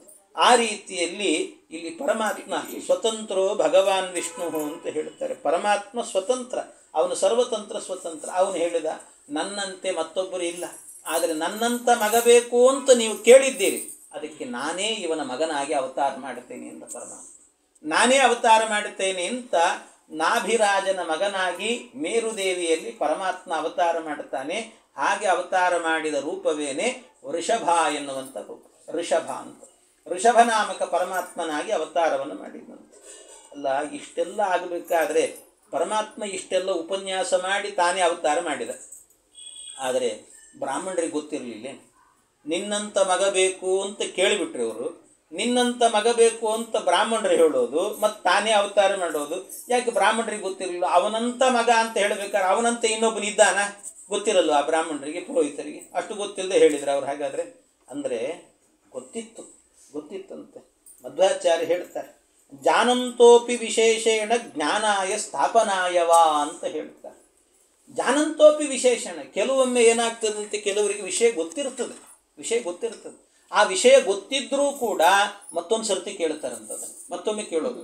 ಯಾಕೆ ಕೇಳ್ತಾರೆ ಅಂತಂದರೆ ಜ್ಞಾನಾಯ ಸ್ಥಾಪನಾಯವ, ಜ್ಞಾನಾಯ ಒಳ್ಳೆ ತತ್ವಜ್ಞಾನ ಬರಬೇಕು, ಇನ್ನೂ ಅದು ದೃಢ ಆಗಬೇಕು ನನಗೆ ಅಂತ ಕೇಳ್ತಿರ್ತಾರೆ. ಒಳ್ಳೆ ಜ್ಞಾನ ಬರಬೇಕು ಅಂತ. ಸ್ಥಾಪನಾಯವ, ಅಥವಾ ಅದನ್ನು ಇನ್ನೂ 10 ಮಂದಿಗೆ ತಿಳಿಸ್ಬೇಕು ಅನ್ನೋದಕ್ಕೋಸ್ಕರವಾಗಿ ಕೇಳ್ತಿರ್ತಾರಂತೆ. ಹಾಗೆ ಇಲ್ಲೂ ಕೂಡ ನಿನ್ನಂಥ ಮಗ ಬೇಕು ಅಂತ ಕೇಳಿದಾಗ ನನ್ನಂತೆ ಯಾರಿದ್ದಾರೋ? ನನ್ನಂತೆ ಯಾರೂ ಇಲ್ಲ, ನಾನೇ ಇದ್ದೀನಿ ನನ್ನಂತೆ ಅಂತ ಜಗತ್ತಿಗೆ ಹರಿಯಂತೆ ಮತ್ತೊಬ್ಬರಿಲ್ಲ, ಅವನೊಬ್ಬನೇ ಸರ್ವೋತ್ತಮ ಅನ್ನೋದನ್ನು ಜಗತ್ತಿಗೆ ತೋರಿಸ್ಬೇಕು. ಅದಕ್ಕೋಸ್ಕರವಾಗಿ ಬ್ರಾಹ್ಮಣರಿಗೆ ಗೊತ್ತಿದ್ದರೂ ಕೂಡ ನಿನ್ನಂಥ ಮಗ ಬೇಕು ಅಂತ ಹೇಳಿದ್ರಂತೆ. ಈ ಅರ್ಥದಲ್ಲಿ ಹೇಳಿದ್ದು, ಹೊರತಾಗಿ ಬ್ರಾಹ್ಮಣರಿಗೆ ಗೊತ್ತಿರಲಿಲ್ಲ ಅಂತ ತಿಳ್ಕೊಬೇಡ್ರಿ. ಹರಿಸರ್ವೋತ್ತಮತ್ವವನ್ನು ಜಗತ್ತಿಗೆ ತೋರಿಸ್ಬೇಕಿತ್ತು, ಅದಕ್ಕೋಸ್ಕರವಾಗಿ ಈ ಕೆಲಸವನ್ನು ಮಾಡಿದರು ಅಂತ ಹೇಳ್ತಾರೆ. ಹೀಗೆ ಋಷಭನಾಮಕ ಪರಮಾತ್ಮ ಅವತಾರವನ್ನು ಮಾಡುತ್ತಾನೆ. ಯಸ್ಯ ಹಿ ಇಂದ್ರ ಸ್ಪರ್ಧಮಾನಃ ಭಗವಾನ್ ವರ್ಷೇ ನವವರ್ಷ. ಆಮೇಲೆ ಏನಾಯ್ತಂತೆ, ಈ ಋಷಭನಾಮಕ ಪರಮಾತ್ಮ ದೊಡ್ಡವನಾಗಿ ಅವನು ದೇಶವನ್ನು ಆಳಲಿಕ್ಕೆ ಶುರು ಮಾಡುತ್ತಾನೆ. ಆ ಋಷಭನಾಮಕ ಪರಮಾತ್ಮ ದೇಶವನ್ನು ಆಳ್ತಾ ಇರುವಾಗ ಆಗ ಯಸ್ಯ ಹಿ ಇಂದ್ರ ಸ್ಪರ್ಧಮಾನಃ ಭಗವಾನ್ ವರ್ಷೇನ ವವರ್ಷ ಅಂತ.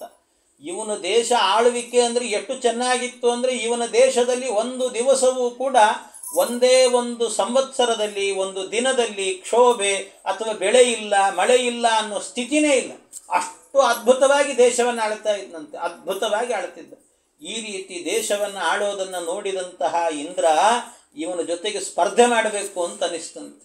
ಸ್ಪರ್ಧೆ ಮಾಡಬೇಕು ಅಂತ. ಯಸ್ಯ ಹಿ ಇಂದ್ರ ಸ್ಪರ್ಧಮಾನ ಭಗವಾನ್ ವರ್ಷೇನವ ವರ್ಷ ಅಂತ ಹೇಳ್ತಾರೆ. ಅದಕ್ಕೆ ಇವನ ದೇಶದಲ್ಲಿ ಮಳೆನೇ ಬರೆಸಲಿಲ್ಲ ಅಂತ ಆದರೆ ಹಾಗೆ ಇವನು ಬೆಳೆ ಬೆಳೀತಾನೆ ನೋಡಬೇಕು ಅಂತ ಒಂದು ಸರ್ತಿ ಏನು ಮಾಡಿದಂತೆ, ಇವನ ದೇಶದಲ್ಲಿ ಮಳೆಯೇ ಬರದೇ ಇರುವಂತೆ ನಿಲ್ಲಿಸ್ಬಿಟ್ನಂತೆ ಇಂದ್ರ. ಮಳೆನೇ ಇಲ್ಲ, ಮಳೆ ನಿಂತು ಹೋಗಿಬಿಡುತ್ತೆ, ಇವನಿಗೆ ಬೆಳೆನೇ ಇಲ್ಲ ಅನ್ನೋ ಸ್ಥಿತಿಗೆ ತಂದುಬಿಟ್ನಂತೆ. ಆ ರೀತಿ ತರಲಿಕ್ಕೆ ಅಂತ ಹೋದರೆ ಆ ಸಂದರ್ಭದಲ್ಲಿ ಭಗವಂತ ಏನು ಮಾಡಿದಂತೆ, ತದವದಾರ್ಯ ಭಗವಾನ್ ಋಷಭದೇವೋ ಯೋಗೇಶ್ವರ ಪ್ರಹಸ್ಯ ಆತ್ಮಯೋಗಮಾಯಯ ಸ್ವವರ್ಷಮಾಂಜಂ ಅಂಜನಾಭಂ ನಾಮ ಅಭ್ಯವರ್ಷೀತ್. ಆ ಸಂದರ್ಭದಲ್ಲಿ ಭಗವಂತ ಏನು ಮಾಡಿದಂತೆ, ತನ್ನ ಸಾಮರ್ಥ್ಯದಿಂದಲೇನೆ ಮೇಲ್ಭಾಗದಲ್ಲಿ ಮೋಡಗಳ ಸೃಷ್ಟಿಯನ್ನು ಮಾಡಿ ಇಂದ್ರನನ್ನು ಬಿಟ್ಟು ತಾನೇ ಒಂದು ಮಳೆಯನ್ನು ಬರಿಸಿಬಿಟ್ನಂತೆ ಭಗವಂತ. ಋಷಭನಾಮಕ ಪರಮಾತ್ಮ ತಾನೇ ಮಳೆ ಬರಿಸಿಬಿಟ್ಟ. ತಾನೇ ಮಳೆ ಬರಿಸಿದಾಗ ಅದನ್ನು ನೋಡ್ತಾನೊಂದು ಸರ್ತಿ, ನೋಡಿ ಗಾಬರಿ ಆದನಂತೊಂದು ಸರ್ತಿ.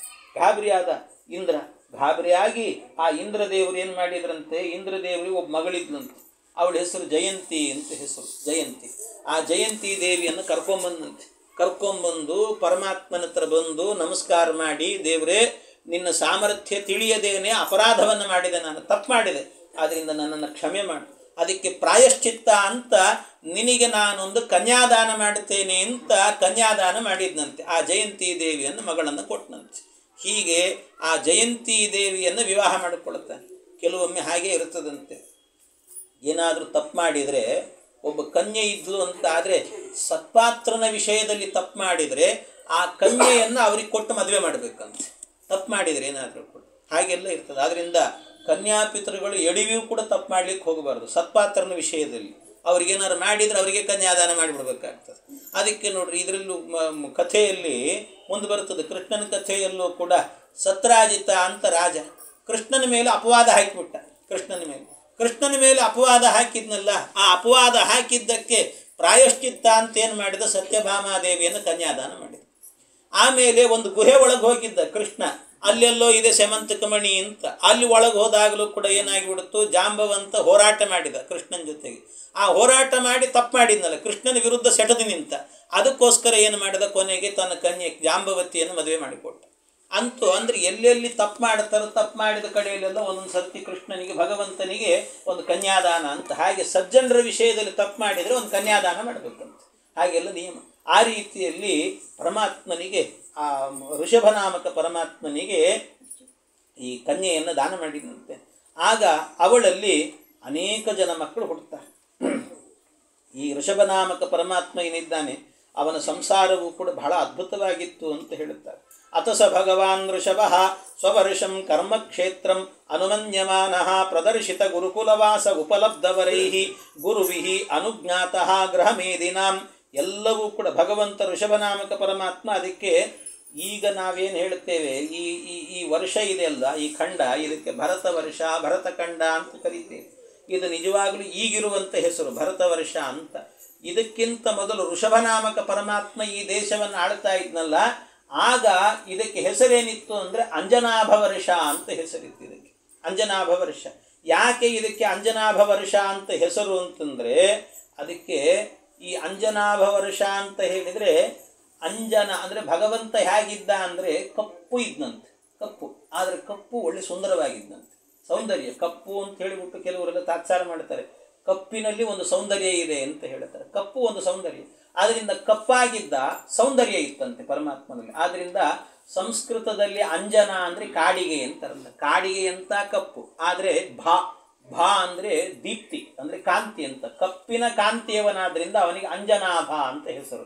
ಅವನು ಆಳ್ತಾ ಇದ್ದ ವರ್ಷ ಆದ್ರಿಂದ, ಖಂಡ ಆದ್ರಿಂದ ಇದಕ್ಕೆ ಅಂಜನಾಭ ಖಂಡ, ಅಂಜನಾಭ ವರ್ಷ ಅಂತ ಇದಕ್ಕೆ ಹೆಸರಿತ್ತು ಅಂತ ಹೇಳುತ್ತಾರೆ. ಈ ರೀತಿಯಲ್ಲಿ ತಮನು ಕುಶಾವರ್ತ ಇಳಾವರ್ತ ಬ್ರಹ್ಮಾವರ್ತ ಆರ್ಯಾವರ್ತೋ ಮಲಯಕೇತು ಭದ್ರಸೇನ ಇಂದ್ರಸ್ಪೃಕ ವಿದರ್ಭ ಕೀಕಟ ಇತಿ ನವನವತಿ ಪ್ರಧಾನಾ. ಅವನ ಅನಂತರದಲ್ಲಾಗಬೇಕಾದ್ರೆ ತುಂಬ ಜನ ಇದ್ರಂತೆ, ತುಂಬ ಜನ.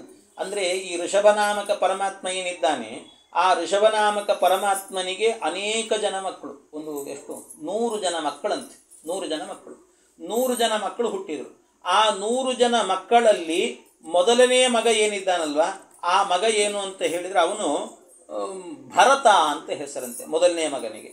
ಆಮೇಲೆ ಅನಂತರ ಕುಶಾವರ್ತ, ಇಳಾವರ್ತ, ಬ್ರಹ್ಮಾವರ್ತ, ಆರ್ಯಾವರ್ತ, ಹೀಗೆ ಬಹಳ ಮಂದಿ 90 ಜನಕ್ಕಿಂತಲೂ ಕೂಡ ಹೆಚ್ಚು ಮಕ್ಕಳಿದ್ದರು ಅಂತ ಹೇಳುತ್ತಾರೆ. ಅವರೆಲ್ಲ ಬಹಳ ಜನ ಮಕ್ಕಳಿದ್ದರು. ಅದರಲ್ಲೂ ಕೂಡ ವಿಶೇಷವಾಗಿ 100 ಜನ ಮಕ್ಕಳಲ್ಲೂ ಕೂಡ ಏನಾಯಿತಂತೆ, 9 ಜನ ಮಕ್ಕಳಿದ್ದಾರಲ್ಲ ಅವರು ಬ್ರಹ್ಮಜ್ಞಾನಿಗಳಾಗಿದ್ದರಂತೆ. 9 ಜನ ಮಕ್ಕಳು. ಆ 9 ಜನರು ಯಾರವರು ಅಂದರೆ ಕವಿರ್ಹರಿರಂತರಿಕ್ಷ ಪ್ರಬುದ್ಧ ಪಿಪ್ಪಲಾಯನ ಆವಿರ್ಹೋತ್ರೋತ ಚಮಸಃ ಆವಿರ್ಹೋತ್ರೋತ ದ್ರುಮಿಲಃ ಚಮಸಕ್ಕರಭಾಜನಃ. ಏನು ಅಂದರೆ ಒಬ್ಬನ ಹೆಸರು ಕವಿಹಿ. ಕವಿ ಅಂತಂದರೆ ಜ್ಞಾನಿ ಅಂತ ಅರ್ಥ. ಎಂಥ ಜ್ಞಾನಿ, ಅವನ ಹತ್ರ ಹೋದ್ರೆ ಸಾಕು ಜ್ಞಾನದ ರಾಶಿಯನ್ನು ಹರಿಸಿಬಿಡ್ತಿದ್ದ, ಜ್ಞಾನಿ ಅಂತ. ಆಮೇಲೆ ಹರಿಹಿ ಅಂತಂದರೆ ಹರತೀತಿ ಹರಿಹಿ, ಅಜ್ಞಾನವನ್ನು ಪರಿಹಾರ ಮಾಡುವಂಥ ವ್ಯಕ್ತಿ ಅಂತ ಅರ್ಥ, ಹರಿಹಿ ಅಂತ. ಇನ್ನೊಂದು ಅಂತರಿಕ್ಷ ಅಂತ. ಅಂತರಿಕ್ಷ ಅಂದರೆ ಅಂತಹ ಈಕ್ಷತೆ, ಅಂತಹ ಅಂದರೆ ತನ್ನ ಒಳಗೆ ಭಗವಂತನ ಬಿಂಬರೂಪವನ್ನು ಕಾಣುವ ಸಾಮರ್ಥ್ಯ ಇದ್ದಂಥ ವ್ಯಕ್ತಿ ಅಂತ ಅರ್ಥ. ಬಿಂಬರೂಪ ದರ್ಶನವನ್ನು ಮಾಡ್ತಾ ಇದ್ದವನು ಅಂತರಿಕ್ಷ. ಪ್ರಬುದ್ಧ ಅಂದರೆ ಪ್ರಕೃಷ್ಟವಾಗಿ ಬೋಧನವನ್ನು ಮಾಡ್ತಾ ಇರುವಂಥ ಸಾಮರ್ಥ್ಯ ಇತ್ತಂತೆ ಅವನಿಗೆ. ಪಿಪ್ಪಲಾಯನ ಅಂತ ಅಂದರೆ ಪಿಪ್ಪಲ ಅಂತ ಒಂದು ವೃಕ್ಷದ ಕೆಳಗೆ ಕೂತುಕೊಂಡು ಬೋಧನೆ ಮಾಡುತ್ತಾ ಇದ್ದಂತೆ ಅವನು. ಇನ್ನು ಪಿಪ್ಪಲಾಯನ ಆವಿರ್ಹೋತ್ರ ಅಂತ ಹೇಳಿದರೆ ಅವನ ಹತ್ತಿರಕ್ಕೆ ಹೋದರೆ ಸಾಕಂತೆ ಯಾರಾದರೂ ಕೂಡ ಅವರನ್ನೆಲ್ಲರನ್ನು ಕೂಡ ತಣಿಸಿ ಬಿಡುತ್ತಿದ್ದಂತೆ. ಎಲ್ಲ ರೀತಿ ಅಂದರೆ ಜ್ಞಾನದ ದಾಹ ಇಟ್ಟುಕೊಂಡು ಹೋದಂಥವರಿಗೆಲ್ಲರಿಗೂ ಕೂಡ ತಣಿಸಿ ಬಿಡುತ್ತಿದ್ದ. ಇನ್ನು ಅಷ್ಟೇ ಅಲ್ಲ, ದ್ರುಮಿಲಃ, ಯಾವಾಗಲೂ ಕೂಡ ಕೇಳಿದ್ದನ್ನು ಕೊಡುವಂಥ ವ್ಯಕ್ತಿತ್ವ. ಅಂದರೆ ಜ್ಞಾನದ ರಾಶಿಯಲ್ಲಿ ಯಾವ ಪ್ರಶ್ನೆ ಕೇಳಿದರೂ ಉತ್ತರ ಕೊಡುತ್ತಿದ್ದ. ಚಮಸಃ ಅಂದರೆ ಚಮಸಃ ಅಂತ ಹೇಳಿದರೆ ಚಮಸ ಅಂದರೆ ಚಮು ದಹನೆ, ಅಂದರೆ ಎಲ್ಲವನ್ನೂ ಕೂಡ ಅಜ್ಞಾನವನ್ನು ಸುಟ್ಟು ಹಾಕಿ ಜ್ಞಾನದ ರಾಶಿಯನ್ನು ಕೊಡತಕ್ಕಂಥವು ಅಂಥ ವ್ಯಕ್ತಿತ್ವ ಅವನದ್ದು. ಇನ್ನೊಂದು ಕರಭಾಜನ ಅಂದರೆ ಒಂದು ದಿನದಲ್ಲಿ ಒಂದು ಕೈಯಲ್ಲಿ ಒಂದು ತುತ್ತು ಎಷ್ಟು ಬರ್ತದೋ ಅಷ್ಟನ್ನು ಮಾತ್ರ ತಿಂದು ಬದುಕುವವನು ಕರಭಾಜನ. ಕರವನ್ನೇ ಭಾಜನ ಪಾತ್ರೆಯನ್ನಾಗಿ ಮಾಡಿಕೊಂಡವನು. ಹೀಗೆ 9 ಜನ ಇವರು. ಈ 9 ಜನರು ಕೂಡ ಏನಿದ್ದಾರೆ ಇವರೆಲ್ಲ ಜಯಂತಿ ದೇವಿಯ ಮಕ್ಕಳು. ಇವರ ಕಥೆ ಏನಿದೆ ಅದು 11ನೇ ಸ್ಕಂದದಲ್ಲಿ ಬರ್ತದೆ. ಅಲ್ಲೊಂದು ಜಾಯಂತೆಯ ಉಪಾಖ್ಯಾನ ಅಂತ ಒಂದು ಬರ್ತದೆ. ಅಲ್ಲಿ ಜಾಯಂತೆಯ ಉಪಾಖ್ಯಾನದಲ್ಲಿ ಇವರೆಲ್ಲರೂ ಕೂಡ ತತ್ವಜ್ಞಾನದ ರಾಶಿಯನ್ನೇ ಹರಿಸ್ತಾರೆ. ಅಂತಹ ವಿಷಯಗಳೆಲ್ಲ ಅಲ್ಲಿ ಬರ್ತದೆ. ಇವರು 9 ಜನ ಏನು ಮಾಡಿದರು, ತತ್ವಜ್ಞಾನಿಗಳಾಗಿ ಹೋದ್ರಂತೆ. ಇತಿ ಭಾಗವತ ಧರ್ಮ ದರ್ಶನ ನವ ಮಹಾಭಾಗವತಾ ತೇಷಾಂ ಸುಚರಿತಂ. ಅವರ ಹೆಸರು ಕೇಳಿದರೆ ಸಾಕು ಪಾಪಗಳೆಲ್ಲ ಪರಿಹಾರ ಆಗ್ತದೆ ಅಂತ ಹೇಳ್ತಾರೆ. ಅಂತಹ ಮಹಾತ್ಮರಂತೆ ಇವರೆಲ್ಲರೂ ಕೂಡ. ಇನ್ನು ಉಳಿದದ್ದೆಷ್ಟು ಅಂತಂದರೆ ಅದರಲ್ಲೂ ಕೂಡ ಒಬ್ಬೊಬ್ಬರು ಏನಾದರೂ ಕುಶಾವರ್ತ, ಇಳಾವರ್ತ, ಬ್ರಹ್ಮಾವರ್ತ, ಆರ್ಯಾವರ್ತ, ಮಲಯಕೇತು, ಭದ್ರಸೇನ, ಇಂದ್ರಸ್ಪೃಕು, ವಿದರ್ಭ, ಕೀಕಟ ಅಂತ 9 ಜನ ಏನಿದ್ದಾರೆ. ಈ 9 ಜನರು ಕೂಡ ವಿಶೇಷವಾಗಿ ಒಂದೊಂದು ಏನು ಆರ್ಯಾವರ್ತಾದಿ ಲೋಕಗಳಿದ್ದು ಅವೆಲ್ಲ ಅವನ್ನೆಲ್ಲ ನೋಡ್ಕೊಳ್ಳಿಕ್ಕೆ ಶುರು ಮಾಡಿದರು ಇವರೆಲ್ಲ ಅಲ್ಲಿ ವ್ಯವಸ್ಥೆ. ಇನ್ನು 9 ಜನ ಏನು ಮಾಡಿದರು ಅಂತಂದರೆ ಅವರೆಲ್ಲರೂ ಕೂಡ ಊರ್ಧ್ವರೇತಸ್ಕರಾಗಿ ವಿಶೇಷವಾಗಿ ಜ್ಞಾನ ಸಾಧನೆ ಮಾಡುತ್ತಾ ಹೋದರು. ಕವಿ, ಹರಿ ಇವರೆಲ್ಲರೂ ಕೂಡ. ಹೀಗೆ 9, 9, 18. ಆಮೇಲೆ ಇನ್ನೊಬ್ಬ ಮೊದಲನೇ ಮಗ ಯಾರು ಅಂತ ಹೇಳಿದರೆ ಅವನು ಭರತ. ಅವನೇ ಚಕ್ರವರ್ತಿ ಆಗ್ತಾನೆ. ಅಂದರೆ 19. ಅಲ್ಲಿಗೆ ಎಷ್ಟಾಯ್ತು? ಇನ್ನು ಉಳಿದದ್ದು ಎಷ್ಟು ಅಂತಂದರೆ 81 ಜನ ಮಕ್ಕಳು ಉಳಿದ್ರು. 81 ಒಟ್ಟು 100 ಜನರಲ್ಲಿ ಇವರು 19 ಜನ ಆಯಿತು. ಇನ್ನು 81 ಜನ ಮಕ್ಕಳು ಉಳಿದ್ರಂತೆ. ಆ 81 ಮಂದಿ ಪುತ್ರರು ಕೂಡ ಏನು ಮಾಡಿದ್ರಂತೆ, ಭಗವಂತನ ಆದೇಶದಂತೆ ಪ್ರತಿ ವರ್ಷ ಯಾಗ ಮಾಡುತ್ತಿದ್ರಂತೆ. ಮಹಾಶ್ರೋತ್ರಿಯರಾಗಿ ಹೋಗಿದ್ರಂಥವರೆಲ್ಲ ಕರ್ಮಶ್ರದ್ಧೆಯನ್ನು ಬೆಳೆಸಿಕೊಂಡಿದ್ರಂತೆ. ಹಾಗೆ ವಿಶ್ವಾಮಿತ್ರರು ಕ್ಷತ್ರಿಯರು. ಅವರು ಕ್ಷತ್ರಿಯರಾದರೂ ಕೂಡ ಅವರು ವಿಶೇಷವಾಗಿ ತಪಸ್ಸನ್ನು ಮಾಡಿ ಬ್ರಾಹ್ಮಣ್ಯವನ್ನು ಪಡೆದರು. ಅದೇ ರೀತಿಯಲ್ಲಿ 81 ಜನರು ಕೂಡ ಏನು ಮಾಡಿದ್ರಂತೆ, ಅವರೆಲ್ಲರೂ ಕೂಡ ಯಜ್ಞಶೀಲಾ ಕರ್ಮಶ್ರದ್ಧಾ ಬ್ರಾಹ್ಮಣಾ ಬಭೂವು ಅಂತ ಕ್ಷತ್ರಿಯರಾಗಿ ಹುಟ್ಟಿದ್ರು ಕೂಡ ಅವರೆಲ್ಲ ಬ್ರಾಹ್ಮಣ್ಯವನ್ನು ಪಡೆದರು ಅಂತ ಹೇಳ್ತಾರೆ. ಹೀಗೆ 81 ಜನರ ಕಥೆ ಇದು ಅಂತ ಹೇಳ್ತಾರೆ. ಆದರೆ ಋಷಭನಾಮಕ ಪರಮಾತ್ಮ ಅವನೇನು ಮಾಡಿದಂತೆ, ದೇವರು ಒಮ್ಮೆ ಇವರೆಲ್ಲರಿಗೂ ಕೂಡ ಇವ್ರನ್ನ ಕೂಡಿಸ್ಕೊಂಡವನು ಸರ್ತಿ ಕೂಡಿಸ್ಕೊಂಡು ಕೊನೆಗೆ ಹೋಗಬೇಕು ಅವನು. ಇನ್ನೇನು ನಾನು ಹೊರಡಬೇಕು ಅನ್ನುವಂಥ ಕಾಲದಲ್ಲಿ ಪರಮಾತ್ಮ ಏನು ಮಾಡಿದಂತೆ, ದೇವರು ಈ ಎಲ್ಲರನ್ನ 100 ಜನ ಮಕ್ಕಳನ್ನು ಕೂಡಿಸ್ಕೊಂಡು ತತ್ವಜ್ಞಾನದ ಉಪದೇಶವನ್ನು ಮಾಡಿದಂತೆ. ಆ ತತ್ವಜ್ಞಾನದ ಉಪದೇಶ ಏನಿದೆ ಅಲ್ವಾ, ಆ ಉಪದೇಶ ಮಾಡಿದ ಭಾಗಕ್ಕೇನೆ ಋಷಭಗೀತೆ ಅಂತ ಹೆಸರು. ಋಷಭಗೀತೆ ಅಂತ ಭಾರಿ ಅದ್ಭುತವಾದಂಥ ಗೀತೆಯನ್ನು ಹೇಳ್ತಾನೆ. ಪರಮಾತ್ಮ ಮೊದಲಿಗೆ ಉಪದೇಶ ಮಾಡುತ್ತಾನೆ. ಏನನ್ನು ಉಪದೇಶ ಮಾಡಿದ್ದಾನೆ ಅಂದರೆ, ದೇವರು ಹೇಳ್ತಾನೆ, ಮಕ್ಕಳೇ ನೀವು ನಿಮ್ಮ ಜೀವನದಲ್ಲಿ ಮಾಡಲೇಬೇಕಾದ ಕರ್ತವ್ಯ ಹೇಳ್ತೀನಿ ಕೇಳ್ರಿ ಇಂದ. ಏನದು? ಮಹತ್ ಸೇವಾಂ ದ್ವಾರಮಾಹುರ್ವಿಮುಕ್ತೇ ತಮೋದ್ವಾರಂ ಯೋಷಿತಾಂ ಸಂಗಿ ಸಂಗಂ ಮಹಾಂತಸ್ತೆ ಸಮಚಿತ್ತಾ ಪ್ರಶಾಂತಾ ವಿಮನ್ಯವಃ ಸುಹೃದ ಸಾಧವೋ ಯೇ. ಭಗವಂತ ಹೇಳ್ತಾನೆ, ಮಹತ್ ಸೇವಾಂ ದ್ವಾರಮಾಹುರ್ವಿಮುಕ್ತೇ. ಯಾವಾಗಲೂ ಜೀವನದಲ್ಲಿ ಉದ್ಧಾರ ಆಗಬೇಕು ಅಂತಿದ್ರೆ, ಮೋಕ್ಷದ ಮಾರ್ಗವನ್ನು ಹಿಡಿಬೇಕು ಅಂತಿದ್ರೆ ಮಹತ್ ಸೇವಾ, ಮಹಾತ್ಮರ ಸೇವೆ ಮಾಡಿ. ಯಾರು ಜ್ಞಾನಿಗಳಿರ್ತಾರಲ್ಲ, ಯಾರು ಮಹಾತ್ಮರಿರ್ತಾರಲ್ಲ, ಅಂಥವರ ಸೇವೆಯನ್ನು ಮಾಡ್ರಿ ಅಂತ ಹೇಳಿದ. ಅಂಥವರ ಸೇವೆಯನ್ನು ಮಾಡ್ರಿ. ಆದರೆ ತಮೋದ್ವಾರಂ ಯೋಷಿತಾಂ ಸಂಗಿ ಸಂಗಂ, ತಮೋದ್ವಾರಂ ಯೋಷಿತಾಂ ಸಂಗಿ ಸಂಗಂ ಅಂತ ಹೇಳುತ್ತಾರೆ. ಯೋಷಿತಾಂ ಸಂಗಿ ಸಂಗಮ್ ಅಂದರೆ ಹೆಣ್ಣು ಮಕ್ಕಳ ಸಂಘ ಇದೆಯಲ್ಲ, ಹೆಣ್ಣು ಮಕ್ಕಳು ಅಂತಂದ್ರೆ ಏನರ್ಥ ಅಂದರೆ ಇಲ್ಲಿ ದುರ್ಬುದ್ಧಿ ಅಂತ ಅರ್ಥ. ದುರ್ಬುದ್ಧಿ, ಆ ದುರ್ಬುದ್ಧಿ ಇದೆ ಅಲ್ವಾ, ಕೆಟ್ಟ ಆಲೋಚನೆಗಳು, ಅದೇನೆ ಇಲ್ಲಿ ಹೆಣ್ಣು ಅಂತ. ಅಂಥದ್ದಿತ್ತು ಅಂದರೆ ಯಾವಾಗಲೂ ಕೂಡ ಅವರೆಲ್ಲರೂ ಕೂಡ ಎಲ್ಲಿ ಹೋಗ್ತಾರೆ ಅಂದರೆ ತಮೋದ್ವಾರಂ, ತಮಸ್ಸಿಗೆ ಹೋಗ್ತಾರೆ. ಆದ್ದರಿಂದ ನೀವು ಮಾತ್ರ ಮಹಾತ್ಮರ ಸೇವೆಯನ್ನು ಮಾಡ್ರಿ ಅಂತ ಹೇಳಿದರು. ಮಹಾತ್ಮರ ಸೇವೆ. ಅದಕ್ಕೆ ಮಕ್ಕಳು ಕೇಳ್ತಾರೆ, ಅದಕ್ಕೆ ಋಷಭನಾಮಕನೇ ಹೇಳ್ತಾನೆ ಪರಮಾತ್ಮ. ಅವನೇ ಹೇಳಿದ, ಅಲ್ಲ ಮಹಾತ್ಮರ ಸೇವೆ ಮಾಡಬೇಕು ಅಂತ ಹೇಳಿದ್ರಿ, ಮಹಾತ್ಮರು ಅಂದರೆ ಯಾರು? ಯಾರನ್ನು ಮಹಾತ್ಮರು ಅಂತ ತಿಳ್ಕೊಳ್ಬೇಕು. ಜಗತ್ತಿನಲ್ಲಿ ಎಲ್ಲರೂ ಕೂಡ ನಾನೇ ಮಹಾತ್ಮ ಅಂತ ಹೇಳ್ಕೊಳ್ಳೋರು ಭಾಳ ಮಂದಿ ಇದ್ದಾರೆ. ಯಾರು ಬೇಡ ಅಂದರೂ ಕೂಡ ಇವತ್ತೆಲ್ಲ ನಾನೇ ಜಗದ್ಗುರು ಅಂತ ಬೋರ್ಡ್ ಹಾಕ್ಕೊಂಡು ಓಡಾಡುವವರು ಬೇಕಾದಷ್ಟು ಮಂದಿ ಇದ್ದಾರೆ. ಆದ್ದರಿಂದಾಗಿ ಯಾರನ್ನು ಜಗದ್ಗುರು ಅನ್ನಬೇಕು, ಯಾರನ್ನು ಮಹಾತ್ಮರು ಅನ್ನಬೇಕು, ಹೇಗೆ ಅವ್ರನ್ನ ಅರ್ಥ ಮಾಡಿಕೊಳ್ಬೇಕು ಅಂದರೆ ಇದಕ್ಕೆ ಒಂದು ವಾದರಾಜ ಸ್ವಾಮಿಗಳು ಹೇಳುತ್ತಾರೆ, ಮಹತ್ವಂಚ ಗುಣೇನೈವ ನಾಕಾರೇಣ ಧನೇನವ. ಮಹತ್ವ ಅಂತ ಹೇಳಿದರೆ ಗುಣೇನೈವ ನಾ ಆಕಾರೇಣ ಧನೇನವ. ಭಾಳ ಮಂದಿ ಏನು ತಿಳ್ಕೊಂಡ್ಬಿಡ್ತಾರೆ, ಯಾರು ಮಹಾತ್ಮರು ಅಂತಂದರೆ ಯಾರು ಒಳ್ಳೆ ದೇಹ ಇರುತ್ತದೆ, ಒಳ್ಳೆ ಪರ್ಸನಾಲಿಟಿ ಇರಬೇಕು, ಬಟ್ಟೆ ಸ್ವಲ್ಪ ಮುಂದೆ ಬಂದಿರಬೇಕು, ದೊಡ್ಡ ದೊಡ್ಡ ನಾಮ ಹಚ್ಚಿಕೊಂಡಿರಬೇಕು, ಮತ್ತು ದೊಡ್ಡದಾಗಿ ತಲೆ ಬೋಳಿಸಿರಬೇಕು, ದೊಡ್ಡ ಜುಟ್ಟಿರಬೇಕು, ಇಂಥದ್ದೆಲ್ಲ ಇತ್ತು ಅಂದರೆ ಮಹಾತ್ಮ, ಇವರೇ ಮಹಾತ್ಮ. ಆದರೆ ವಾದರಾಜ ಸ್ವಾಮಿಗಳು ಹೇಳುತ್ತಾರೆ, ನಾ ಆಕಾರೇಣ ಧನೇನವ. ಆಕಾರದಿಂದ ಅವರಿಗೆ ಮಹತ್ವವನ್ನು ಕೊಡಬೇಡ. ಮತ್ತು ಯಾವುದರಿಂದ? ಮಹತ್ವಂಚ ಗುಣೇನೈವ, ಗುಣದಿಂದ. ಗುಣ ಯಾವುದದು? ಗುಣ ಅಂದರೆ ಜ್ಞಾನವೇ ಗುಣ. ಜ್ಞಾನ, ಅವರಲ್ಲಿ ಜ್ಞಾನವನ್ನು ನೋಡಬೇಕಂತೆ. ಜ್ಞಾನ ಎಷ್ಟಿದೆ ಅಂತ ನೋಡಿ ಅವರಿಗೆ ಮಹತ್ವ ಕೊಡಬೇಕೇ ಹೊರತು ಆಕಾರದಿಂದ, ಅವರ ಚರ್ಯೆಯಿಂದ, ಇದರಿಂದ ಕೊಡುವಂಥದ್ದಲ್ಲ. ಅವರ ಜ್ಞಾನ ನೋಡಬೇಕು. ಜ್ಞಾನಕ್ಕಿಂತಲೂ ಕೂಡ ಪವಿತ್ರವಾದ ವಸ್ತು ಜಗತ್ತಿನಲ್ಲಿಲ್ಲ. ನಹಿ ಜ್ಞಾನೇನ ಸದೃಶಂ ಪವಿತ್ರಮಿಹ ವಿದ್ಯತೆ ಅಂತ. ಹಾಗಾಗಿ ಅತ್ಯಂತ ಪ್ರೀತಿಪಾತ್ರವಾದ, ಭಗವಂತನಿಗೆ ಪ್ರೀತ್ಯಾಸ್ಪದವಾದ ವಸ್ತು ಅಂದರೆ ಅದು ಜ್ಞಾನ. ಆದ್ದರಿಂದ ಜ್ಞಾನದಿಂದಲೇ ಇವರಿಗೆ ಮಹತ್ವ, ಆದ್ದರಿಂದಲೇ ಅವನ ಮಹಾತ್ಮ ಅಂತ ಕರೀತಾರಂತೆ. ಇದು ಒಂದು. ಇನ್ನೊಂದು ಹೇಳುತ್ತಾನೆ, ಭಗವಂತ ಹೇಳುತ್ತಾನೆ, ಋಷಭನಾಮಕ ಪರಮಾತ್ಮ, ಮಹಾಂತಸ್ತೆ ಸಮಚಿತ್ತ ಪ್ರಶಾಂತಾ ವಿಮನ್ಯವಃ ಸುಹೃದ ಸಾಧವೋ ಯೇ. ಯಾರನ್ನ ಮಹಾತ್ಮರು ಅಂತ ಕರಿಬೇಕು ಅಂದರೆ ಮಹಾಂತಸ್ತೆ ಸಮಚಿತ್ತಾಹ. ಸಮಚಿತ್ತಾಹ, ಅವರಿಗೆ ಸುಖ ಆಗಲಿ ದುಃಖ ಆಗಲಿ ಎಲ್ಲ ಕಾಲದಲ್ಲೂ ಕೂಡ ಭಗವಂತ ನನ್ನ ಜೊತೆಗಿದ್ದಾನೆ ಅಂತ ಹಾಯಾಗಿ ಬದುಕುವವರಿದ್ದಾರಲ್ಲ, ಅವರನ್ನು ಸಮಚಿತ್ತರಾದ ವ್ಯಕ್ತಿಯನ್ನು ಮಹಾತ್ಮರು ಅಂತ ಕರೀತಾರೆ. ಸುಖವಾಗಲಿ ಬಹು ದುಃಖವಾಗಲಿ ಸಖ ನೀನಾಗಿರು ಪಾಂಡುರಂಗ. ನೀನೇ ನನ್ನ ಸಖ ಅಂತ ತಿಳಿದು ಬದುಕುವ. ಸುಖ ಇರಲಿ ದುಃಖ ಇರಲಿ, ಅದನ್ನು ಬರೀ ಹಾಡಿಗೆ ಮಾತ್ರ ಸೀಮಿತವಾಗಬಾರದು. ನಮ್ಮ ಜೀವನದಲ್ಲಿ ದುಃಖ ಬಂದಾಗಲೂ ಅದನ್ನು ಅಳವಡಿಸ್ಕೊಳ್ಬೇಕಂತೆ. ಸಖನಾಗಿ ನನ್ನ ಭಗವಂತ ಇದ್ದಾನೆ, ಅವನು ರಕ್ಷಣೆ ಮಾಡ್ತಾನೆ ಅಂತ ಅಂದ್ಕೊಳ್ಬೇಕು. ಆ ರೀತಿ ಇರಬೇಕಂತೆ. ಮಹಾಂತಸ್ತೆ ಸಮಚಿತ್ತಾಹ ಪ್ರಶಾಂತಾಹ. ಪ್ರಶಾಂತ, ಶಾಂತವಾಗಿರಬೇಕು ಯಾವಾಗಲೂ ಕೂಡ, ಹಾಗಿರುವಂತಹದ್ದು. ಆಮೇಲೆ ವಿಮನ್ಯವಃ, ಸಿಟ್ಟು ಬರಬಾರ್ದು, ಮನ್ಯು ಇರಬಾರ್ದು, ಸಿಟ್ಟಿರಬಾರ್ದಂತೆ. ವಿಮನ್ಯವಃ, ಸಿಟ್ಟು ಮಾಡಿಕೊಳ್ಳದೆ ಇರುವಂತಹದ್ದು.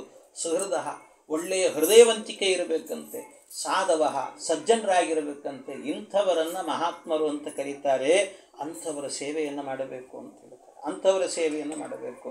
ಇಂಥವರ ಸೇವೆಯನ್ನು ಮಾಡಿ, ಯಾರಾದರೂ ಮಹಾತ್ಮರ ಸೇವೆ ಅಂತಂದರೆ ಮಾಡ್ತಿರ್ತಾರೆ. ಮಹಾತ್ಮರು ನೀವು ಒಂದು ಸೇವೆ ಮಾಡಿ ಬೈಕೋತ್ತು ಮಾಡೋದಲ್ಲ ಸೇವೆ, ದೇವರ ಸೇವೆ ಇದು ಅಂತ ಮಾಡಿಕೊಡ್ಬೇಕು. ಧ್ರುವರಾಜರಿಗೆ ಹೇಳುತ್ತಾಳೆ, ತಾಯಿ ಹೇಳುತ್ತಾಳೆ, ಧ್ರುವ ಹೋಗ್ತಿದ್ದಿ ಕಾಡಿಗೆ ಹೋಗು, ತಪಸ್ಸು ಮಾಡು, ಆದರೆ ಹೋಗಿ ದೇವರ ತಪಸ್ಸೇ ಮಾಡು. ಅಲ್ಲಿ ಹೋಗಿ ಮತ್ತೆ ನಿಮ್ಮ ಚಿಕ್ಕಮ್ಮ ಕಳಿಸಿದ್ಲು ಅಂತ ಅವಳೇ ಬೈತ ಕೂಡ್ಬೇಡ. ಆರಾಧಯ ಅದೋಕ್ಷಜ ಪಾದಪದ್ಮಂ ಅಂತ.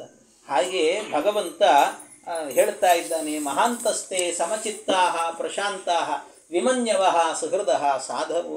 ಇಂಥವರನ್ನೇ ಏನಂತ ಕರೀತಾರೆ? ಮಹಾತ್ಮರು ಅಂತ ಕರೀತಾರೆ. ಇಂಥವರ ಸೇವೆಯನ್ನು ಮಾಡಬೇಕು ಅಂತ ಹೇಳಿ, ಇಂಥವರು ಸೇವೆ ಮಾಡಬೇಕು. ಅಷ್ಟೇ ಅಲ್ಲ, ಇನ್ನೊಂದೇನಾಗಬೇಕು ಅಂತಂದರೆ ವಿಶೇಷವಾಗಿ ಪರಮಾತ್ಮನನ್ನು ತಿಳ್ಕೊಳ್ಬೇಕು ಅಂತ ಹೇಳುತ್ತಾರೆ. ಪರಮಾತ್ಮನನ್ನು ಸರಿಯಾಗಿ ತಿಳ್ಕೊಳ್ಬೇಕು. ಯಾವ ರೀತಿ ತಿಳ್ಕೊಳ್ಬೇಕು ಅಂತಂದರೆ, ಸರ್ವತ್ರ ಮದ್ಭಾವ ವಿಚಕ್ಷಣೇನ ಜ್ಞಾನೇನ ವಿಜ್ಞಾನ ವಿರಾಜಿತೇನ ಯೋಗೇನ ಧೃತ್ಯುದ್ಭವ ಸತ್ವಯುಕ್ತೋ ಲಿಂಗಂ ವ್ಯಪೋಹೇತ್ ಕುಶಲೋಹಮಾಖ್ಯಂ. ಲಿಂಗಂ ವ್ಯಪೋಹೇತ್, ಹೀಗೆ ಲಿಂಗದೇಹವನ್ನು ಭಂಗಗೊಳಿಸಬೇಕು ಅಂತ. ಹೇಗಪ್ಪ ಲಿಂಗದೇಹವನ್ನು ಭಂಗಗೊಳಿಸೋದು ಅಂತಂದರೆ ಅದಕ್ಕೆ ಹೇಳ್ತಾರೆ ಜ್ಞಾನೇನ ವಿಜ್ಞಾನ ವಿರಾಜಿತೇನ. ಜ್ಞಾನೇನ ವಿಜ್ಞಾನ ವಿರಾಜಿತೇನ, ಮೊದಲು ಜ್ಞಾನ ಪಡ್ಕೊಳ್ಬೇಕು, ಆಮೇಲೆ ವಿಜ್ಞಾನ. ಈ ಎರಡರಿಂದಲೂ ಕೂಡ ಲಿಂಗದೇಹ ಭಂಗ ಮಾಡಿಕೊಳ್ಬೇಕು ಅಂತ. ಏನಂತ ಅರ್ಥ ಆಗೋದಿಲ್ಲ ನಮಗೆ. ಏನರ್ಥ ಅಂತಂದರೆ, ಈ ಒಂದು ಏನಂತಂದರೆ ಜ್ಞಾನ. ಜ್ಞಾನ ಅಂತ ಹೇಳಿದರೆ ಒಂದು ವಸ್ತುವಿನ ತಿಳುವಳಿಕೆ ಇದೆಯಲ್ಲ, ಅದು ಜ್ಞಾನ ಅಂತ ಹೇಳ್ತಾರೆ. ಸಾಮಾನ್ಯವಾಗಿ ಹೇಳೋದಾದರೆ ಒಂದು ವಸ್ತುವಿನ ತಿಳುವಳಿಕೆ ಅದು ಜ್ಞಾನ. ವಿಜ್ಞಾನ ಅಂದರೆ ವಿಶೇಷ ಜ್ಞಾನ ಅಂತ. ಉದಾಹರಣೆಗೆ ಹೇಳಬೇಕು ಅಂದರೆ, ನೀರು ನೋಡ್ತೀವಿ, ನೀರನ್ನು ನೋಡಿದಾಗ ಇದು ನೀರು ಅಂತ ಒಂದು ತಿಳುವಳಿಕೆ ಬಂತು, ಇದು ಜ್ಞಾನ ಅಂತ ಅರ್ಥ. ಇನ್ನು ಆ ನೀರಿನಲ್ಲಿ ಒಂದು ಮಾಧುರ್ಯ ಅನ್ನುವ ಗುಣವನ್ನು ಭಗವಂತ ಇಟ್ಟಿದ್ದಾನೆ ಅನ್ನುವ ತಿಳುವಳಿಕೆ ಬಂದರೆ ಅದು ವಿಜ್ಞಾನ ಅಂತ ಅರ್ಥ. ಒಂದು ಮಣ್ಣನ್ನು ನೋಡಿದ್ವಿ, ಇದು ಮಣ್ಣು ಅಂತ ಬಂದರೆ ಜ್ಞಾನ. ಪೃಥ್ವಿ ಅಂತ ಜ್ಞಾನ ಬಂದರೆ ಇದು ಜ್ಞಾನ. ಇನ್ನೊಂದು, ಆ ಪೃಥ್ವಿಯಲ್ಲಿ ಗಂಧವನ್ನು ತುಂಬಿದ್ದಾನೆ ಪರಮಾತ್ಮ ಅಂತ ಒಂದು ಜ್ಞಾನ ಬಂದರೆ ಅದು ವಿಜ್ಞಾನ ಅಂತ ಅರ್ಥ. ಹೀಗೆ ಜ್ಞಾನ ಮತ್ತು ವಿಜ್ಞಾನ ಅಂತಂದರೆ ವಿಶೇಷವಾದಂಥ ಜ್ಞಾನ ಅಂತ ಅರ್ಥ. ಇದು ಒಂದು ಅರ್ಥ. ಇನ್ನೊಂದು ಅರ್ಥ ಏನು ಅಂದರೆ, ದೇವಾದೀನಾಂತು ಯಜ್ಞಾನಂ ವಿಜ್ಞಾನ ಮಿತಿ ಚೋಚ್ಯತೆ ಅಂತ. ದೇವತೆಗಳಿಗೆ ಜ್ಞಾನ ಬಂದರೆ ಅದಕ್ಕೆ ವಿಜ್ಞಾನ ಅಂತ ಹೆಸರು. ಇನ್ನು ಕರ್ಮಯೋಗಿಗಳ ಜ್ಞಾನ ಏನಿದೆ ಅಲ್ವಾ, ಅಂದರೆ ನಮ್ಮಂಥವರೆಲ್ಲ ಇರ್ತೀವಿ, ಸಾಮಾನ್ಯವಾಗಿ ನಮಗೆ ಬರುವಂಥ ಜ್ಞಾನ ಇಲ್ಲ, ಅದು ಬರೀ ಜ್ಞಾನ ಅಷ್ಟೆ. ಅದರಲ್ಲೂ ಕೂಡ ವಿಶೇಷ ಏನು ಅಂತ ಹೇಳಿದರೆ, ರುಜುಯೋಗಿಗಳು ಅಂತಿರ್ತಾರೆ. ರುಜುಯೋಗಿಗಳು ಅಂದರೆ ಪರಶುಕ್ಲರು ಅಂತೆಲ್ಲ ಹೇಳ್ತೀವಲ್ಲ, ಅವರಿಗೆ ಬರುವಂಥದ್ದೆಲ್ಲ ವಿಜ್ಞಾನವೇ ಬರ್ತದಂತೆ. ಜ್ಞಾನ ಅಂತ ಇಲ್ಲವೇ ಇಲ್ಲ ಅವರಿಗೆ, ಯಾವಾಗಲೂ ವಿಜ್ಞಾನವೇ. ಅಂದರೆ ವಿಶೇಷವಾಗಿ ಪರಮಾತ್ಮನ, ಅಂದರೆ ಒಂದು ವಸ್ತು ಇದೆ ಅಂತ ಆದರೆ ನಮಗೆ ನೋಡಬೇಕಾದ್ರೆ ಯಾವುದಾದ್ರೂ ಒಂದು ಪಾತ್ರೆ ನೋಡಿದ್ವಿ, ಪಾತ್ರೆ ನೋಡಿದ್ರೆ ಇದು ಪಾತ್ರೆ ಅಂತ ಅಷ್ಟೇ ಜ್ಞಾನ ಬರ್ತದೆ ನಮಗೆ. ಆದರೆ ಅವರಿಗೆ ಹಾಗಲ್ಲ. ಆ ಪಾತ್ರೆಯನ್ನು ಭಗವಂತ ಹೇಗೆ ನಿರ್ಮಾಣ ಮಾಡಿದ, ಆ ಪಾತ್ರೆಯಲ್ಲಿ ಎಷ್ಟು ಪರಮಾಣುಗಳಿದ್ದಾವೆ. ಕಬ್ಬಿಣ ಅಂತ ಆದರೆ ಅದರಲ್ಲಿ ಕಬ್ಬಿಣದ ಎಷ್ಟು ಪರಮಾಣುಗಳು, ಪೃಥ್ವಿಯ ಎಷ್ಟು ಪರಮಾಣುಗಳಿದ್ದಾವೆ, ಆ ಪರಮಾಣುಗಳೆಲ್ಲವೂ ಕೂಡ ಹೇಗೆ ಸೇರಿದ್ದಾವೆ, ಅವೆಲ್ಲ ಸೇರಿಕೊಂಡು ಈ ಪಾತ್ರೆ ಹೇಗೆ ನಿರ್ಮಾಣ ಆಯಿತು, ಇದಕ್ಕೆ ಯಾವ ಬಣ್ಣ ಇದೆ, ಒಳಗಡೆ ಏನಿದೆ, ಹೊರಗಡೆ ಏನಿದೆ, ಎಲ್ಲವೂ ಗೊತ್ತಾಗ್ತದಂತೆ. ಇದು ವಿಜ್ಞಾನ ಅಂತ ಅರ್ಥ. ಹೀಗೆ ಜ್ಞಾನ ವಿಜ್ಞಾನ ಅಂತ ಎರಡಿದೆ. ದೇವಾದೀನ ಅಂತ ಯಜ್ಞಾನಂ ವಿಜ್ಞಾನ ಮಿತಿ ಚೋಚ್ಯತೆ ಅಂತ ಇದು ಒಂದು. ಇನ್ನೊಂದು ಇದೆ. ಇನ್ನೊಂದೇನು ಅಂತಂದರೆ, ಸರ್ವಸ್ಮಾದ್ ಉತ್ತಮಂ ಜ್ಞಾನಂ ಸರ್ವಸ್ಮಾದ್ ಉತ್ತಮೋ ವಿಷ್ಣು ಇತಿ ಜ್ಞಾನಂತು ಅಂದರೆ ಸರ್ವಸ್ಮಾದ್ ಉತ್ತಮ ವಿಷ್ಣು, ಎಲ್ಲರಿಗಿಂತಲೂ ಕೂಡ ಉತ್ತಮನಾದವನು ವಿಷ್ಣು ಅನ್ನುವ ಜ್ಞಾನ ಬಂದರೆ ಇದು ಜ್ಞಾನ ಅಂತ ಹೇಳ್ತಾರೆ. ಇದು ಜ್ಞಾನ. ಎಲ್ಲರಿಗಿಂತಲೂ ಕೂಡ ಉತ್ತಮನಾದವನು ಅಂತ ಇಷ್ಟು ಬಂದರೆ ಜ್ಞಾನ. ಆದರೆ ಬ್ರಹ್ಮನಿಗಿಂತಲೂ ಉತ್ತಮ ಯಾಕೆ, ಲಕ್ಷ್ಮಿಗಿಂತಲೂ ಉತ್ತಮ ಯಾಕೆ, ವಾಯುವಿಗಿಂತಲೂ ಉತ್ತಮ ಯಾಕೆ ಅಂತ ಆ ತಾರತಮ್ಯ ಪೂರ್ವಕವಾದಂತಹ ಒಂದು ಜ್ಞಾನ ಬಂತು ಅಂದರೆ ಅದನ್ನು ವಿಜ್ಞಾನ ಅಂತ ಕರೀತಾರೆ. ಹೀಗೆ ಇದೆಲ್ಲ ಜ್ಞಾನ ಬರಬೇಕು ಅಂದರೆ ಹೇಗೆ ಬರ್ತದೆ ನಮಗೆ? ಈ ಜ್ಞಾನ ಎನ್ನುವಂಥದ್ದು ಅಷ್ಟು ಸುಲಭವಾಗಿ ಬರುತ್ತದೇನು? ಅದೆಲ್ಲ ಸುಲಭವಾಗಿ ಬರುವಂಥದ್ದಲ್ಲ. ಜ್ಞಾನೇನ ವಿಜ್ಞಾನ ವಿರಾಜಿತೇನ. ಈ ಜ್ಞಾನ ವಿಜ್ಞಾನ ಬರಬೇಕು ಅಂತಾದರೆ ಏನಾಗ್ತದೆ? ಈ ಜ್ಞಾನ ಬರೋದೆಲ್ಲ ಹೇಗೆ ಅಂದರೆ, ಗುರುಗಳು ಉಪದೇಶ ಮಾಡಿದರೆ ಜ್ಞಾನ ಬರ್ತದಂತೆ. ಇದು ಇನ್ನೊಂದು ಅರ್ಥ. ಮತ್ತು ಗುರುಗಳು ಉಪದೇಶ ಮಾಡಿದರು ಅಂದರೆ ಜ್ಞಾನ ಬರ್ತದೆ. ಯಾರಾದರೂ ಗುರುಗಳು ಅಂದರೆ ಈಗೆಲ್ಲ ನಾವೆಲ್ಲ ಇರ್ತೀವಿ, ಯಾರೋ ಒಬ್ಬರು ಬರ್ತೀವಿ, ಭಾಗವತ ಹೇಳ್ತೀವಿ, ಮಾಡ್ತೀವಿ, ಜ್ಞಾನ ಬಂತು ನಿಮ್ಗೆ. ಹೌದು ಹೀಗಿದೆ, ಭಾಗವತದಲ್ಲಿ ಕತೆ ಹೀಗಿದೆ, ಗೊತ್ತಾಯಿತು, ಇದು ಜ್ಞಾನ. ಆದರೆ ಇನ್ನು ಕೆಲವರು ಇರ್ತಾರಂತೆ, ಗುರುಗಳು ಅಂತ ಒಬ್ಬರು ಇರ್ತಾರೆ. ಆ ಗುರುಗಳು ಯಾರು ಅಂತಂದರೆ ನಮ್ಮ ಸ್ವರೂಪೋದ್ಧಾರಕ ಗುರುಗಳು ಅಂತ ಹೇಳ್ತಾರೆ. ಸ್ವರೂಪೋದ್ಧಾರಕ ಗುರುಗಳು ಅವ್ರೇನು ಮಾಡ್ತಾರೆ ಅಂತಂದರೆ, ಬಂದು ನಮ್ಮ ಹತ್ರಕ್ಕೆ ಬಂದು ನಮಗೆ ಉಪದೇಶ ಮಾಡ್ತಾರಂತೆ. ನಿನ್ನ ಬಿಂಬರೂಪ ನೋಡು ಹೀಗಿದೆ, ಇದು ನಿನ್ನ ಬಿಂಬರೂಪ. ನೀನು ಭಗವಂತನ ಗುಣಗಳ ಉಪಾಸನೆಯನ್ನು ಮಾಡಬೇಕು. ಆ ಉಪಾಸನೆ ಎಷ್ಟು ಗುಣಗಳ ಉಪಾಸನೆ, ಯಾಕೆಂದ್ರೆ ಒಬ್ಬೊಬ್ಬರಿಗೆ ತಾರತಮ್ಯ ಇರ್ತದೆ. ನೀನು ಇಷ್ಟು ಗುಣ ಉಪಾಸನೆ ಮಾಡಬೇಕು, ಅವನು ಇಷ್ಟು ಗುಣ ಉಪಾಸನೆ ಮಾಡಬೇಕು ಅಂತ ಒಬ್ಬೊಬ್ಬರಿಗೆ. ನಮಗೆಲ್ಲರಿಗೂ ಕೂಡ ಭಗವಂತ ಅನಂತ ಗುಣ ಪರಿಪೂರ್ಣ ಅಂತ ಸಾಮಾನ್ಯ ಜ್ಞಾನ ಅಷ್ಟೇ, ಹೊರತಾಗಿ ಅನಂತ ಗುಣಗಳ ಚಿಂತನೆ ಮಾಡುವ ಯೋಗ್ಯತೆ ನಮಗಿದೆಯಾ? ಇಲ್ಲ.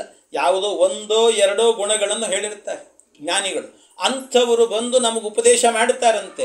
ಆ ಉಪದೇಶದಿಂದ ಬರುವ ಏನು ಜ್ಞಾನ ಇದೆ ಅಲ್ವಾ, ಅದು ವಿಜ್ಞಾನ ಅಂತ. ಅದು ವಿಜ್ಞಾನ. ಸಾಮಾನ್ಯವಾಗಿ ಈಗ ನಾವು ಉಪದೇಶ ಮಾಡೋದನ್ನು ಕೇಳಿದಾಗ ಬರ್ತದಲ್ಲ, ಇದು ಜ್ಞಾನ ಅಷ್ಟೇ, ಜ್ಞಾನ. ಆದರೆ ನಮ್ಮನ್ನು ಸ್ವರೂಪೋದ್ಧಾರಕ ಗುರುಗಳೇ ಬಂದು ಅವರನ್ನು ಬಿಂಬೋಪದೇಶಕ ಗುರುಗಳು ಅಂತ ಹೇಳುತ್ತಾರೆ. ಅಂಥ ಬಿಂಬೋಪದೇಶಕ ಗುರುಗಳು ಬಂದು ಅವರು ಉಪದೇಶ ಮಾಡುತ್ತಾರೆ. ಅವರು ಉಪದೇಶವನ್ನು ಮಾಡಿದಾಗ ಅದರಿಂದ ನಮಗೊಂದು ಜ್ಞಾನ ಬರುತ್ತದಲ್ಲ, ಇದು ನನ್ನ ಬಿಂಬರೂಪ, ನಾನು ಈ ಗುಣವನ್ನು ಉಪಾಸನೆ ಮಾಡಬೇಕು ಅಂತ ಜ್ಞಾನ ಬಂತಲ್ಲ, ಅದು ವಿಜ್ಞಾನ ಅಂತ. ಈ ವಿಜ್ಞಾನದಿಂದ, ಇದರ ಉಪಾಸನೆಯಿಂದ ಏನಾಗುತ್ತೆ ಅಂತಂದರೆ, ಲಿಂಗಂ ವ್ಯಪೋಹೇತ್ ಕುಶಲೋಹಮಾಕ್ಯಂ. ಲಿಂಗಂ ವ್ಯಪೋಹೇತ್, ಲಿಂಗದೇಹ ಎನ್ನುವಂಥದ್ದು ಭಂಗವಾಗಿ ಮೋಕ್ಷ ಎನ್ನುವಂಥದ್ದು ಲಭ್ಯವಾಗ್ತದೆ. ಆದ್ದರಿಂದಾಗಿ ಹೀಗೆ ಭಗವಂತನ ಸಾಧನೆಯನ್ನು ಮಾಡಿಕೊಳ್ಬೇಕು ಅಂತ ಈ ತತ್ವಗಳನ್ನೆಲ್ಲವನ್ನು ಕೂಡ ಭಗವಂತ ಉಪದೇಶ ಮಾಡುತ್ತಾನೆ. ಋಷಭಗೀತೆಯಲ್ಲಿ ಮಾಡಿದಂಥ ಉಪದೇಶ ಇದೆಲ್ಲವೂ ಕೂಡ ಪರಮಾತ್ಮ. ಇಷ್ಟೇ ಅಲ್ಲ, ಇನ್ನೂ ಒಂದಷ್ಟು ಉಪದೇಶಗಳನ್ನು ಮಾಡುತ್ತಾನೆ, ಬಹಳ ಉಪದೇಶ. ಇನ್ನೊಂದೊಂದು ಶ್ಲೋಕ ಹೇಳಿದರೂ ಕೂಡ ಒಂದು 10 ನಿಮಿಷ ಆದರೂ ಕೂಡ ಹಿಡಿತದೆ. ಇವತ್ತಿನ ಸಮಯ ಆಯಿತಾದ್ದರಿಂದ ಮತ್ತೆ ನಾಳೆ ದಿವಸ ಸೇರಿದಾಗ ಅದರ ಚಿಂತನೆ ಮಾಡೋಣ ಅಂತ ಹೇಳುತ್ತಾ ಕೃಷ್ಣಾರ್ಪಣ.